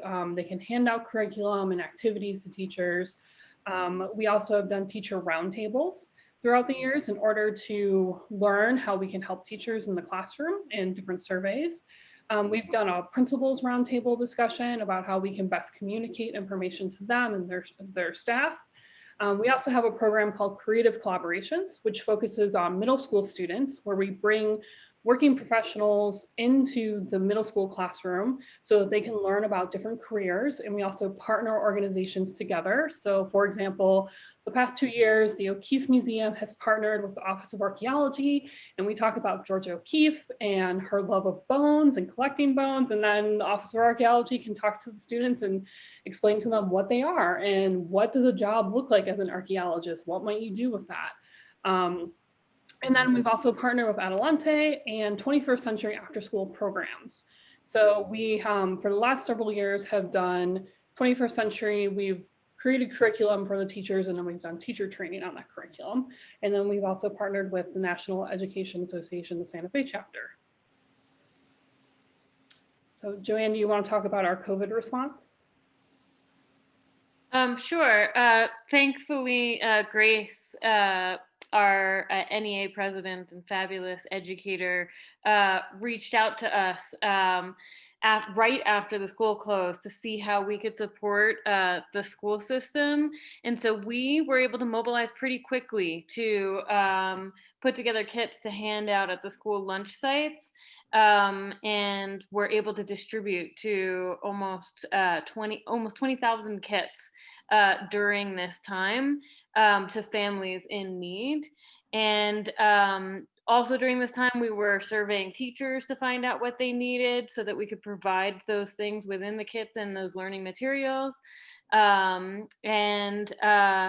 So we also met weekly during this time to find out what the community needs were, and we're able to fulfill those community needs. So here's some examples of the kits. One of the things is we have so many resources through all of the cultural institutions, and we found that through working together, we can collectively impact major issues in the community. And so we were able to provide science materials, art materials, and math materials just by collaborating with each other. And then in addition to the Santa Fe Public Schools, we worked with communities and schools, and we provided kits to the reservations as well. And then this project continued in the summer. As I mentioned, the past several summers, we have partnered with the city of Santa Fe for their summer program. And that did not happen in person this year, but we provided curriculum for them and they bought the supplies. And the curriculum that we created was handed out to about 500 to 800 children a week. So we also compiled online resources into one location on our website, which is sfcommunityeducators.org, so that teachers had one resource to go to and they could find something from all of our different organizations instead of going to each of our separate organizations' websites and looking for materials. So, and we've continued with after school partnerships. We've continued working with 21st Century Schools and providing after school programs with them. And then in May, we partnered with different organizations, partnered together, and then partnered with a group of teachers that were selected by Mary Massey. We each worked with about 7 to 10 teachers, and we spent a week together developing a curriculum with the idea that it could be done in person or online, because in May, we didn't know what was going to happen. So now the teachers for 21st Century are going into their school year this year with this curriculum already created, and they don't have to scramble to create things. So recently, Christina Gonzalez, the arts coordinator, she reached out to her art teachers and asked them who needs supplies. So CEN does have funding. We are not our own entity. So our different organizations act as fiscal agent for grants that we apply for. And we do have funding from the city that we're going to use for after school programming. That's not going to happen in person, at least this fall. So we are going to be creating more supply kits, and our teachers have responded very enthusiastically, and we're working with them to get them the supplies that they need in order to do curriculum with their teachers or with their students this fall. And then also we partnered with Partners in Education to compile a list of virtual field trip opportunities that different organizations in Santa Fe are doing. Again, that's so that the teachers have one comprehensive list and they're not searching around for that information. We're just trying to make it as easy as we can for them. And we're just continuing to ask, how can we help? Like, that's the biggest thing. We represent a lot of different organizations that do a lot of different things and can help enhance the classroom experience for teachers. And we also hope that we can make things easier for them. If they're looking for someone to come in and do an hour activity, we have people who can do that. So to answer your question about our needs from you guys is just to help us understand what your needs are so that we can best serve the Santa Fe Public Schools with all of the resources that we have. We have a huge amount of educators that are not in Santa Fe Public School classrooms that are ready to help Santa Fe Public School educators.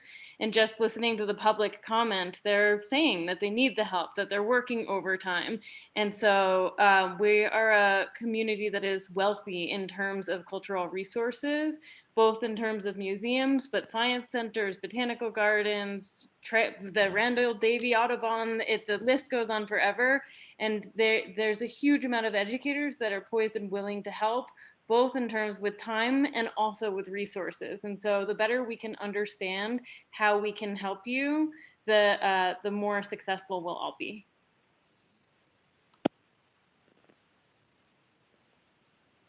Thank you very much. And I couldn't agree more with that sentiment about the cultural resources that we have here and how we can continue to push to unlock them more and more for the benefits of our public schools is really a good question to keep asking ourselves.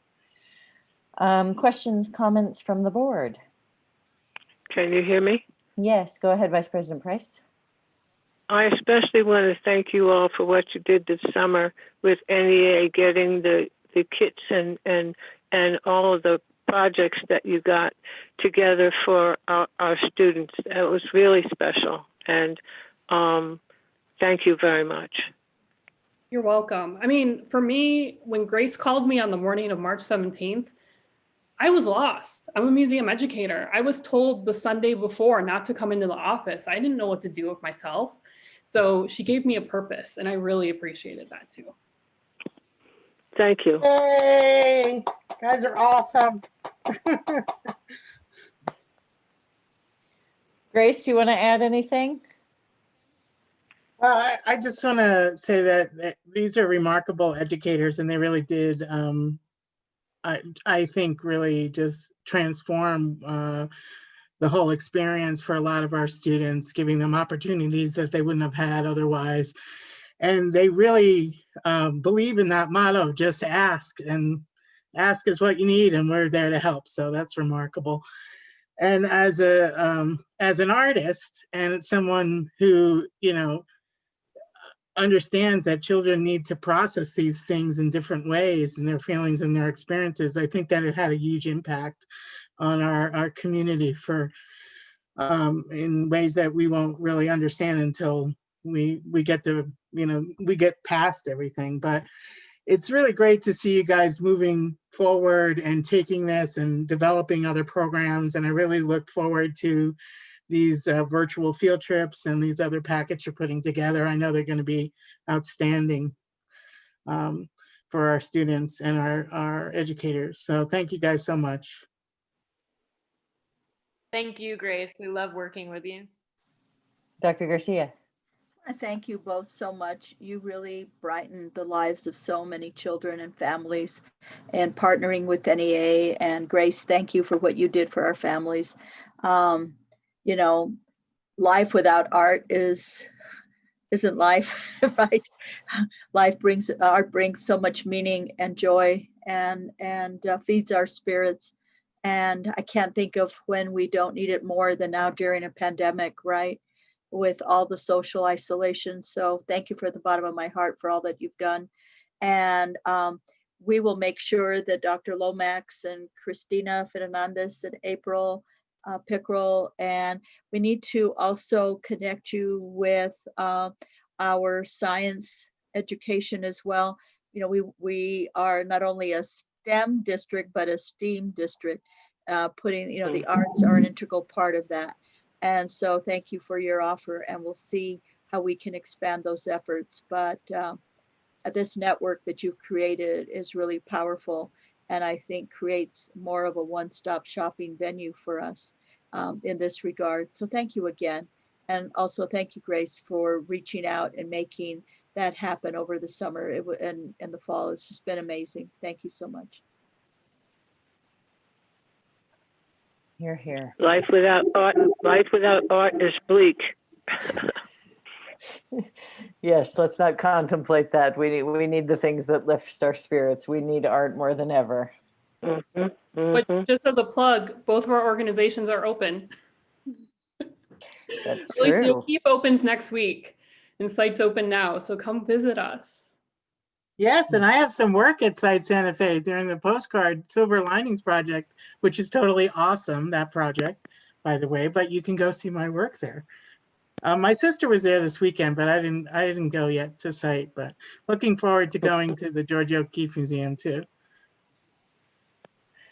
That's very cool. Congratulations, Grace. Okay, thank you all for being here. Thank you so much to our community partners. This was amazing. And it really, you know, obviously we all have the context of a lot of what's going on in the district tonight. And thank you all for hanging in, for being here, and most of all for continuing to do the work that you do to support the students and families. We just can't say it enough. And as Dr. Garcia said, we can't do it alone. So thank you for being there and wrapping around the public schools. And, you know, let's keep talking and working together and staying nimble and doing what we can. Thank you all.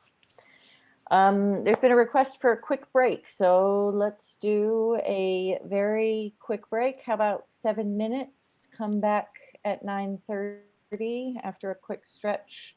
Bio break, as one of my colleagues calls it, and whatever else you need to do, and we'll go through the action items, hopefully reasonably quickly, and then we can do things like have dinner. But for now, let's just take a quick break, and please, if board members would come back no later than 9:30.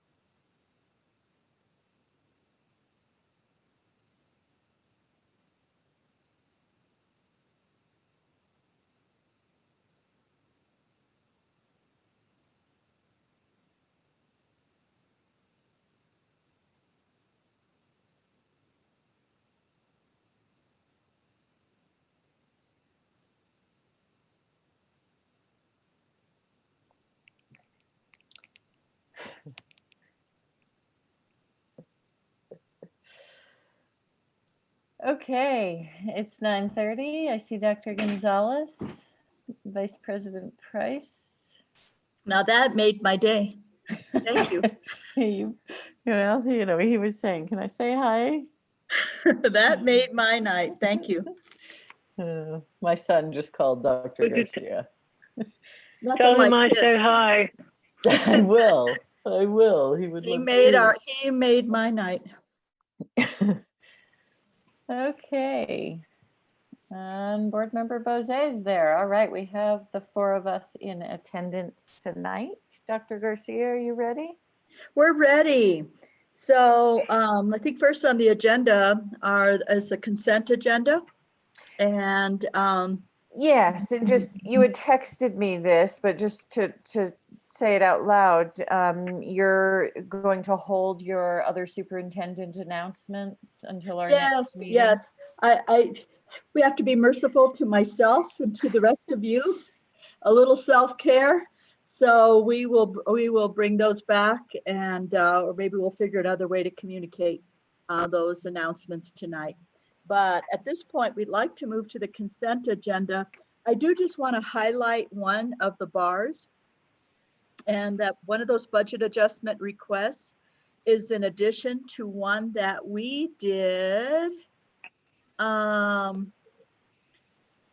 back in September, but now we're adding, where is it, Edmond? It should be the, yeah. It's a big one. The $1 million number 8. for 21st century. There we go. Is it number 8? Yes. But I thought that are they going to remove the other bar then? And this replaces it? Yes, that's correct. Okay, because I thought we were going to just add the 1.6 and it would be cumulative. So you're positive that this is the way they want us to do it? That's correct, yes. What I'm talking about is, if you recall, you approved a bar for 5.6 million based on the decrease from the public ed department via the legislature, or through the legislature via the public ed department, due to the reductions. And then just about a week ago, we got word that we were going to be reduced even more. And so I thought that we were going to send one today for 1.6. So you're for sure that that other bar is going to be pulled. Otherwise, I don't want to be doing a bar for 12 million or plus. So this is the direction we got from PED. So this is the reduction in funding from prior to the special session. Our hit was $7.1 million. I just want to make sure that everyone is aware of that. This is what has caused issues around negotiations with salary increases and some of the cuts that we've had to make. It's significant. It's a lot of money. And I just wanted to make sure that you all were aware. And we recommend approval of the consent agenda. Okay, thank you very much for that. Appreciate it. Well, this isn't clear to me. So, what is it that you want us to do tonight? Approve the consent agenda. I was just I'm sorry, Madam President, members of the board. This would have just gone through in the consent agenda. I wanted to pull this out for your attention because it's important for the public and for you to understand that we got the original cut from the public education department, from the special session. However, as they did their calculations, and then the federal impact aid issue became clear, we all received notification that our cut was in fact even larger. So instead of 1.6 million, it is actually 7 point, I can't see it anymore, 7 point, what, Edmond? Okay. Okay. Thank you. You're welcome. Other questions from the board, points of clarification? Okay, so the consent agenda is items 1 through 6 underneath item A, the consent agenda, just to be clear. Is there a motion on the consent agenda? I move approval. Thank you, Dr. I'll second Gonzalez. that. Thank you, Board Member Bozay. We will do a roll call vote. Vice President Price, Yes. Board Member Bozay, Yes. Dr. Gonzalez, Yes. and the President votes yes. Thank you very much. Moving on to action item B, the 2020-2021 NEA of Santa Fe and Santa Fe Public Schools Collective Bargaining Agreement. Dr. Garcia. Thank you, Madam President. Deputy Superintendent Sink could not be here. Ms. Mayor, are you on? Are you here? Don't see her anymore. Okay, so Yes, she's there. She's there. Okay, great. I'd like to thank Ms. Mayor and the negotiations team for NEA Santa Fe and our team working together as to come to an agreement. Ms. Mayor, would you like to speak to the agreement, or would you want me to do it? No, you go ahead. Okay. So we worked together. I have to tell the membership that Ms. Mayer and her team were tough. They did their due diligence and were very clear on what our financial situation is due to these cuts that we have endured. And so our commitment to NEA Santa Fe is to provide the 1% mandated raise for all employees. The board's initiative of raising the minimum wage closer to a living wage of $14 an hour to cover the increases in the employee share on insurance benefits, and our commitment to come back together as the SEG hopefully will increase due to decreased enrollment. And even if it doesn't, if we are able to see savings, some concerns that we have that maybe don't materialize and that we have additional revenue, we will review again our financial position before June 30th and any salary increases that we can make based on what the proposal was from NEA. We will take a very sincere, honest look at that and make those increases retroactive to July 1. And again, I want to thank Ms. Mayer and their team for their graciousness and working with us and their understanding. We all want to do better by our employees. I know the board does, the administration does, NEA does. And again, membership, NEA kept us on our toes. They did a great job. Thank you, NEA Santa Fe and Ms. Mayer. Ms. Mayer, do you want to add anything before the board votes on this?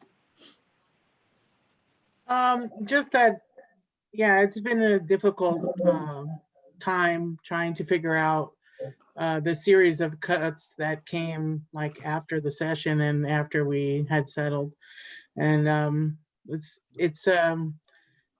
I think for our classified employees, bringing that to $14 an hour minimum is substantial and good work on the part of both our team and the commitment from the district to do that. Also, this district has continued to pay for the increase to our health insurance, which has really helped significantly over the last 5 years, so that we were kind of held harmless. We didn't see a decrease in our salaries during the lean years when we didn't have any significant increases. Last year also, the district provided substantially more than what was mandated. And some of our members, if you recall, received an average of 9% raises. So we did some really good work with last year when we had resources. This year, unfortunately, it was a different landscape, and we have to sort of err on the side of safety and keeping our membership employed, because we did see eliminations of positions that were vacancies, and we don't want to see elimination of positions that are currently our employees have. So I think this was the best we could do in a difficult situation, and thanks for the support of the district for sort of bearing with us when we looked through documents and understood fully the budget cuts that we were receiving just like literally last week. And I want to thank Deputy Superintendent Sink for being the lead negotiator, and also doing this while doing all her other work and trying to get us, up and running academically. It was not a small feat. So she needs our appreciation, I think. So thank you. Thank you, Grace, and appreciation to you as well, because of course you have a teaching job and do all of this. And I want to thank the board for its commitment to $14 an hour. It just feels so important right now. We know we essentially have essential workers in so many positions in the public schools. And I was on a national webinar recently where a policy roadmap around early childhood is, can you get to a $15 an hour minimum? And of course, in Santa Fe, we have a higher cost of living than in a lot of places. And it sort of sets a benchmark, but with $14 an hour, we're getting closer. We need to pay people more. We need to pay teachers more. We need to pay folks more. And it's really gutting that we can't stick with the 4% raises, but I am very hopeful that things will get better, and at least we do still have raises. I've talked to some folks in private schools and they're being furloughed and taking pay cuts. And, I'm really concerned of how much we need our teachers now and how things are changing and what they're dealing with. We heard about that, obviously, a whole bunch in public forum tonight. But holding those insurance benefits so that there's not sort of a raise on the one hand and a cut on the other hand. So holding folks harmless is important. And as Ms. Mayer said, over 5 years, I think it's been meaningful, and I appreciate the previous board's commitment to that and this board continuing this. Questions, comments from the board, or a motion on this item, perhaps? Dr. I move Gonzalez. approval. Thank you, Dr. Gonzalez. I'll go ahead and Board Member Bose will go ahead and second. Marvelous. Any further discussion? Okay, we'll do a roll call vote. We'll start with you, Dr. Gonzalez. Yes. Board Member Bose. Yes. Vice President Price. Yes. And President votes yes. Thank you very much. And thanks again, Dr. Garcia, Ms. Sink, Ms. Mayer, everybody who has worked so hard on getting to this agreement. Thank you to the board. Thank you, everyone. Moving on to action item C, the 2020-2021 Santa Fe Federation of School Employees and Santa Fe Public Schools Collective Bargaining Agreement. I'm Dr. sorry, Garcia. Madam President. I was so focused that we didn't have an executive that I forgot to ask if we could remove this from the agenda. We have not yet come to agreement with the Santa Fe Federation of School Employees. Okay. Thank you very much. We will postpone this item until we have an agreement to approve. And Madam President, I think you're going to need to make a motion to do that. Okay, Mhm. I'll go ahead and move that we postpone item C on our action item agenda under Roman numeral 9, the 2020-2021 Santa Fe Federation of School Employees and Santa Fe Public Schools Collective Bargaining Agreement. Second.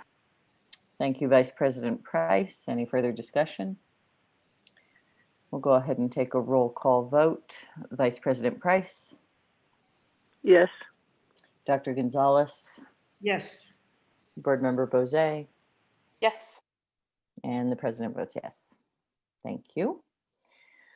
Moving on to under action items, Roman numeral 9, letter D, second reading. Oh, before we move on, can I ask Dr. Gonzalez, Dr. Garcia, excuse me, a question?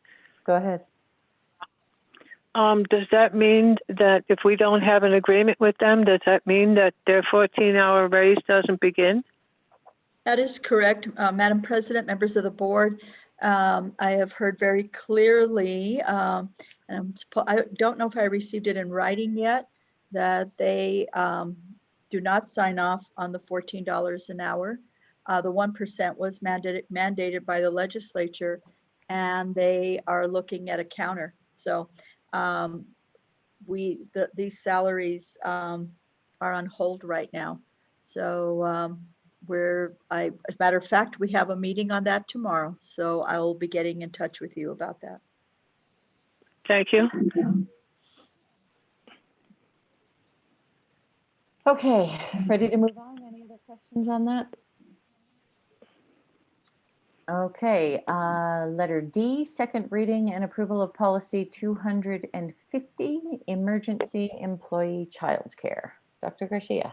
Thank you, Madam President, members of the board. This is a second read on this policy.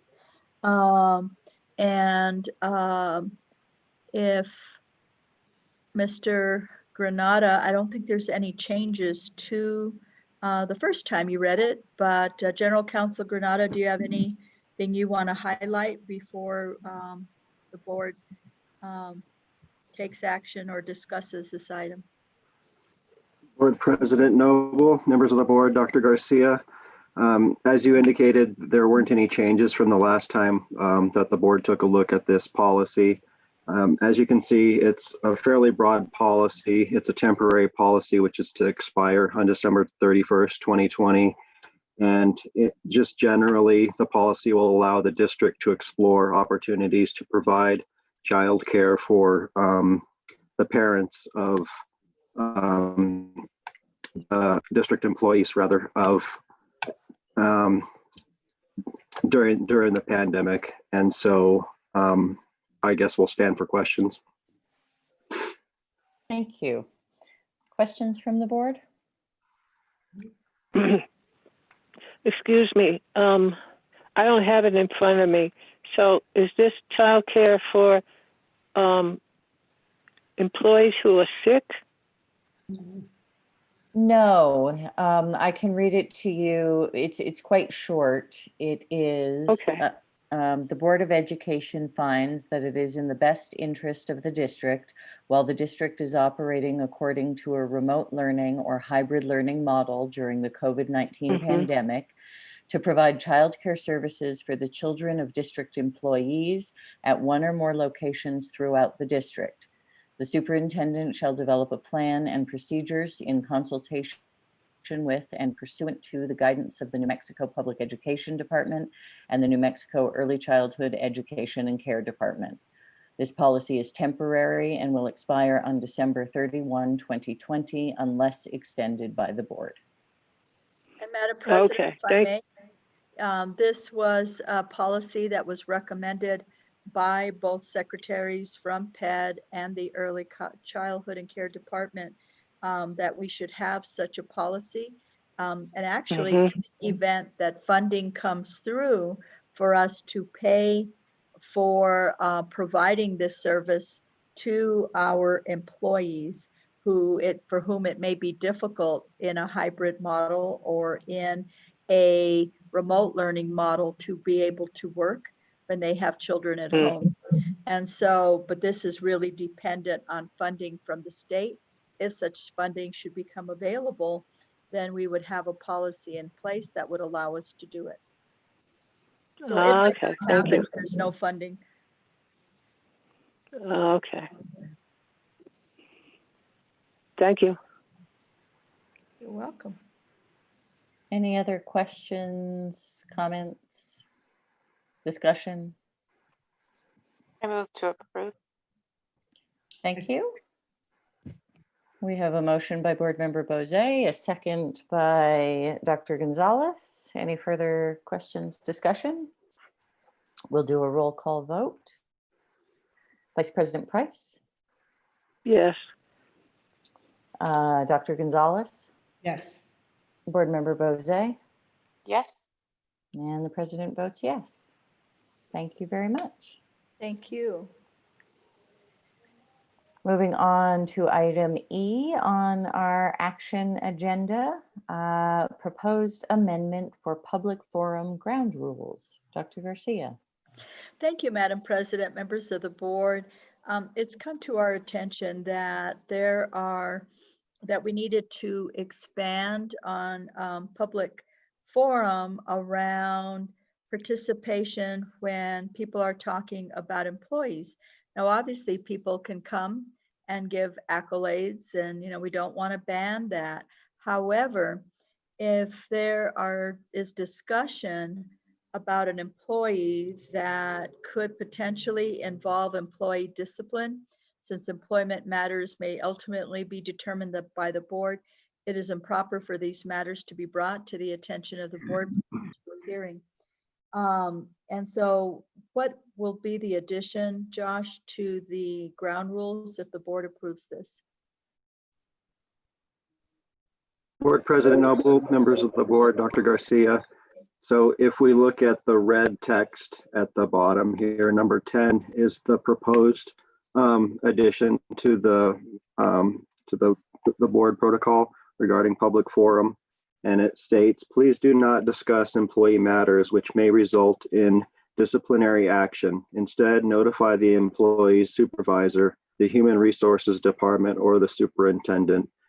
And so this proposal is simply just to kind of give instruction to individuals who want to give public comment, to hopefully guide them to the proper channels in which to provide their comments. It's obviously, we don't want to discourage individuals from providing comments that are positive and the accolades about teachers in the profession, but it's unfair really to employees to have comments brought before the board. It's kind of skipping due process, and so hopefully this would give members of the public who want to comment regarding employees a heads up as to how to properly go about notifying the district. Ultimately, if a matter would have to come before the board, it would become problematic if there were public comments made prior about this employee. From a legal perspective, it's not fatal by any means, but it's just something that we can avoid. And so by giving members of the public, a heads up, I think it'd be a good idea. So if someone wants to say something positive about a member, someone who works for the Santa Fe Public Schools, they couldn't do it in public forum. They would have to go through HR or the superintendent. Board President Noble, board members, Vice President Price, no, that's not correct. It would only discourage comments about a particular employment and a particular employee if they were potentially subject to employee discipline. And so, for example, if a member from the public brings forward allegations against a teacher, maybe a teacher's committing crimes or something, it wouldn't be proper for the board to be considering and hearing those comments. Ultimately, of course not. Yeah, because we might have to hear it. Yeah. Precisely. And so it's just trying to avoid a situation in which later down the line, an employee could allege, well, the board already heard all these allegations and the whole board is biased, which of course is silly and wouldn't hold in any kind of legal proceedings, but it just avoids having to address that argument altogether. Ultimately, it's obviously within the board's discretion as to hearing comments, but hopefully it just gives one extra layer in which to avoid potential conflicts and problems down the line. So if we vote in favor of this, then it would be your responsibility, or it would be your responsibility to cut off the person who is doing this.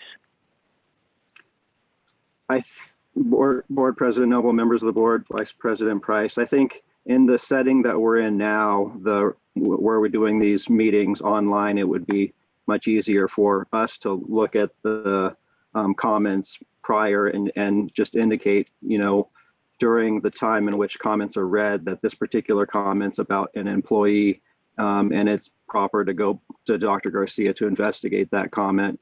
When we're back in person, I think it would be the role of the board president to remind the person that we shouldn't be hearing about allegations that could ultimately come before the board. Mm-hmm. Thank you. You're welcome. And we hope that in putting it out there, people will also pay attention to it, but that's. Madam President, we gave them options of where to report it and gave them two options in case the complaints about the superintendent. They have a place where they can go. Okay, good, thank you. Other questions, discussion?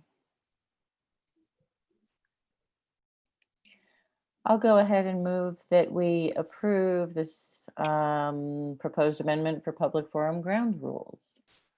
Second. Thank you, Dr. Gonzalez. Further discussion? Question, yes. Is this a first reading? Madam President, it's not a policy. It's just that we didn't feel we could change your ground rules because this is the board's ground rules. Okay, so this is just what's going to be read when, okay, all right, thank you. That's correct. Any further discussion? We will do a roll call vote. Vice President Price? Yes. Dr. Gonzalez? Yes. Board Member Bozay? Yes. And the president votes yes. Thank you very much. Moving on to our last but not least action item of the night, the first reading of policy 352, student diabetes management. Dr. Garcia. Thank you, Madam President, members of the board. This policy has come into being because of the passage of Senate Bill 48 during the 2019 regular session, the Student Diabetes Management Act. The board is required to have a policy in place that addresses the medical management of diabetes for students in our district and diabetes care training for our employees. The proposed policy 352 complies with statute and public education department guidelines. Is our lead nurse, Anita Het, here? There she is. Welcome. You're muted. There we go. Now you're muted again. So Ms. Het, could you just do the highlights of this policy, please? Sure. Let me pull it up where I can see it on my screen a little bit clearer. Basically, this policy makes it a requirement that we follow the diabetes medical management plan that is put forth by the student's physician.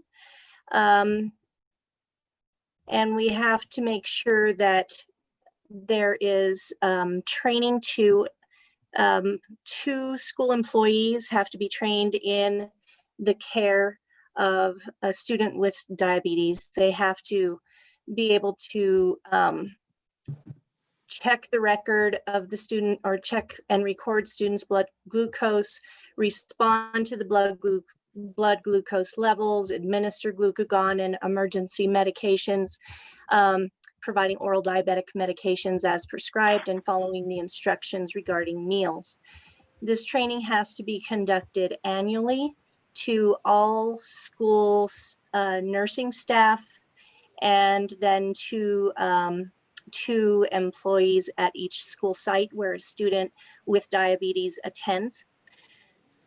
Let's see, this is something that we've already been doing, but the thing that is something that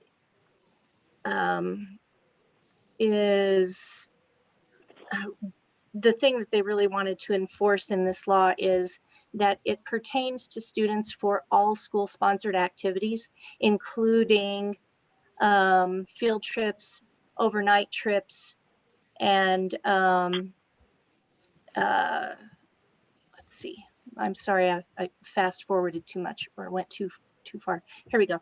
During regular school hours, school-sponsored activities, school-sponsored trips, extended off-site school-sponsored excursions, and extracurricular activities.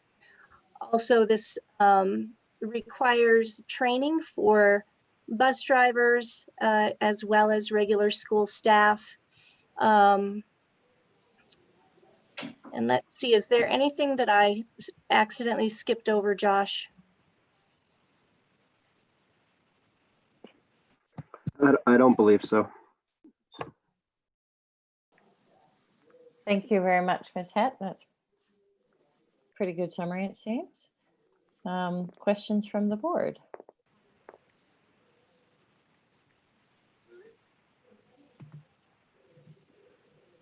Okay, is there a motion? Guys, Go ahead, we Dr. see- Gonzalez. Can we see the policy again?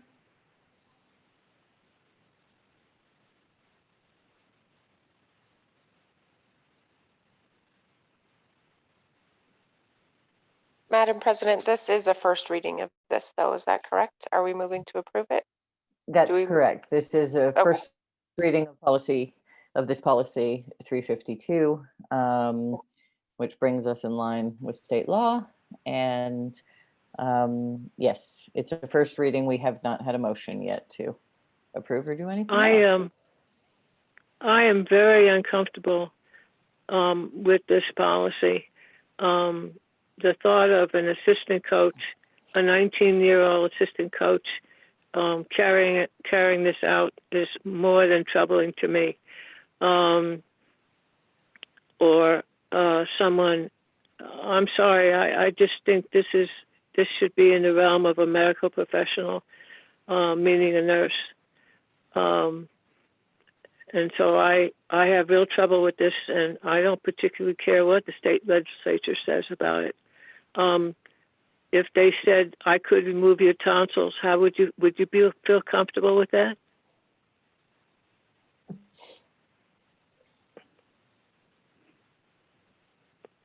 So I don't. That's all I have to say about this. Okay, Dr. Garcia. Madam President, members of the board, the district is between a rock and a hard place. It is getting late.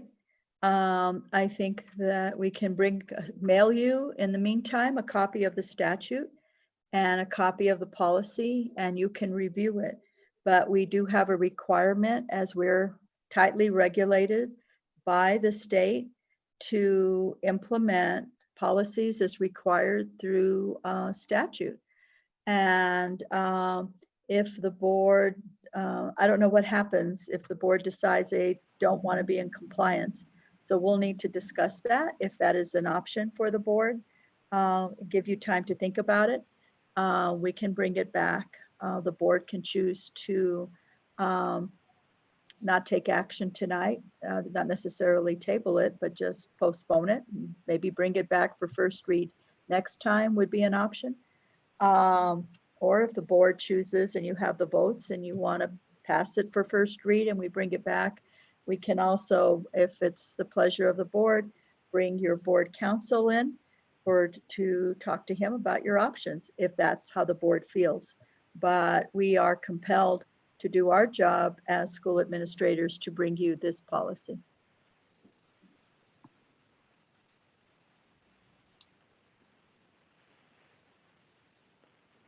Dr. Gonzalez. Just to move this along, I move approval of the first reading. Okay, is there a second? Madam President, I would appreciate having the time to look over the policy a little bit more before we make a vote.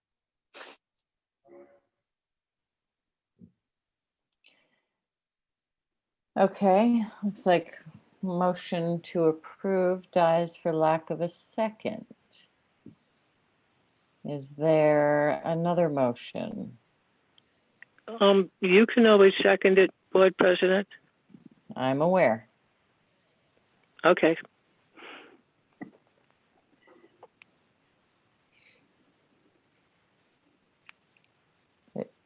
All right, I'll go ahead and move to postpone this item. I think okay, so it dies for lack of a second, right? Correct, correct. Okay, thank you.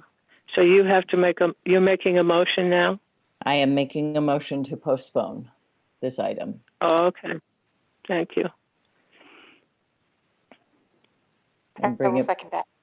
okay, there is a second by Board Member Bose on that motion. Further discussion, questions?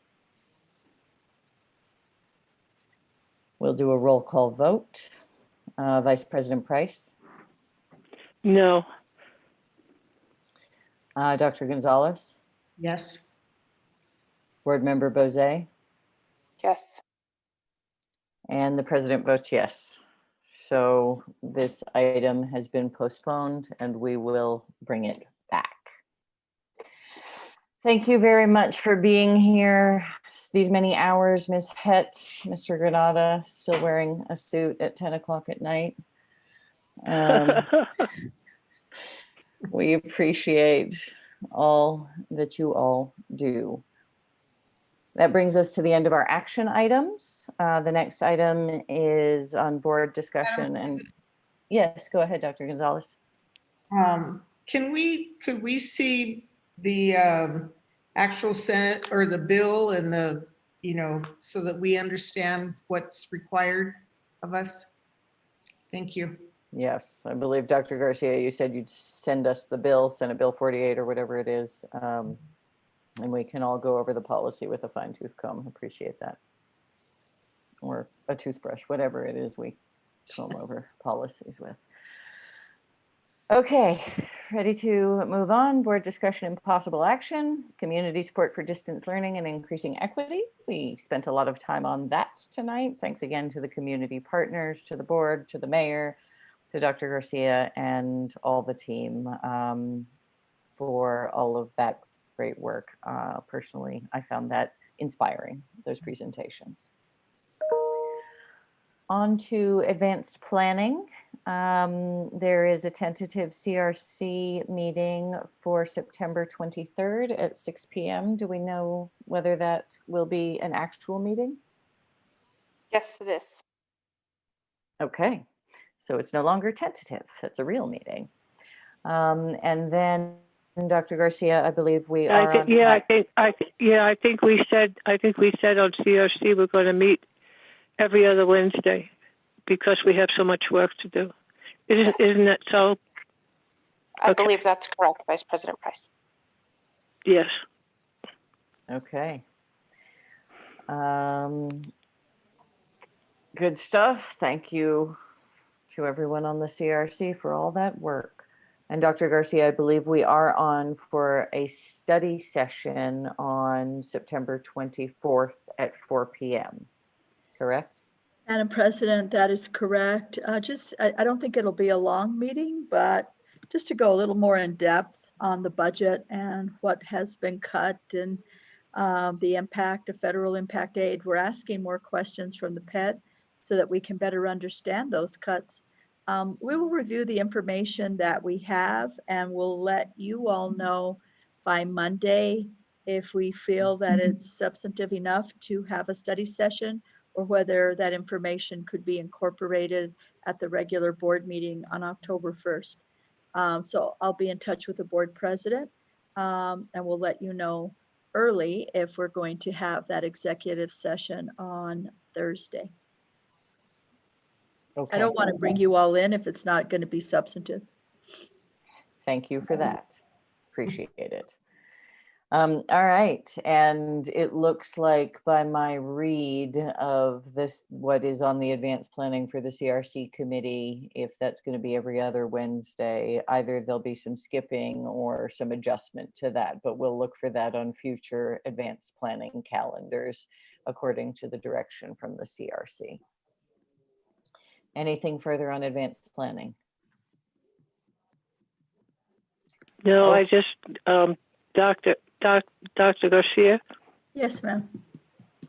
would you please call me for about 5 minutes after this meeting? No, ma'am. I'm tired, but I will. I said I'm thanks. tired, but I will. I'm on my last Yes. leg here. Just 5 minutes. Okay, well, with that, it's been a good long one tonight. Thank you all. Thanks to the community. Thanks to everybody who's been here. We are adjourned. Good night, everybody. Take care.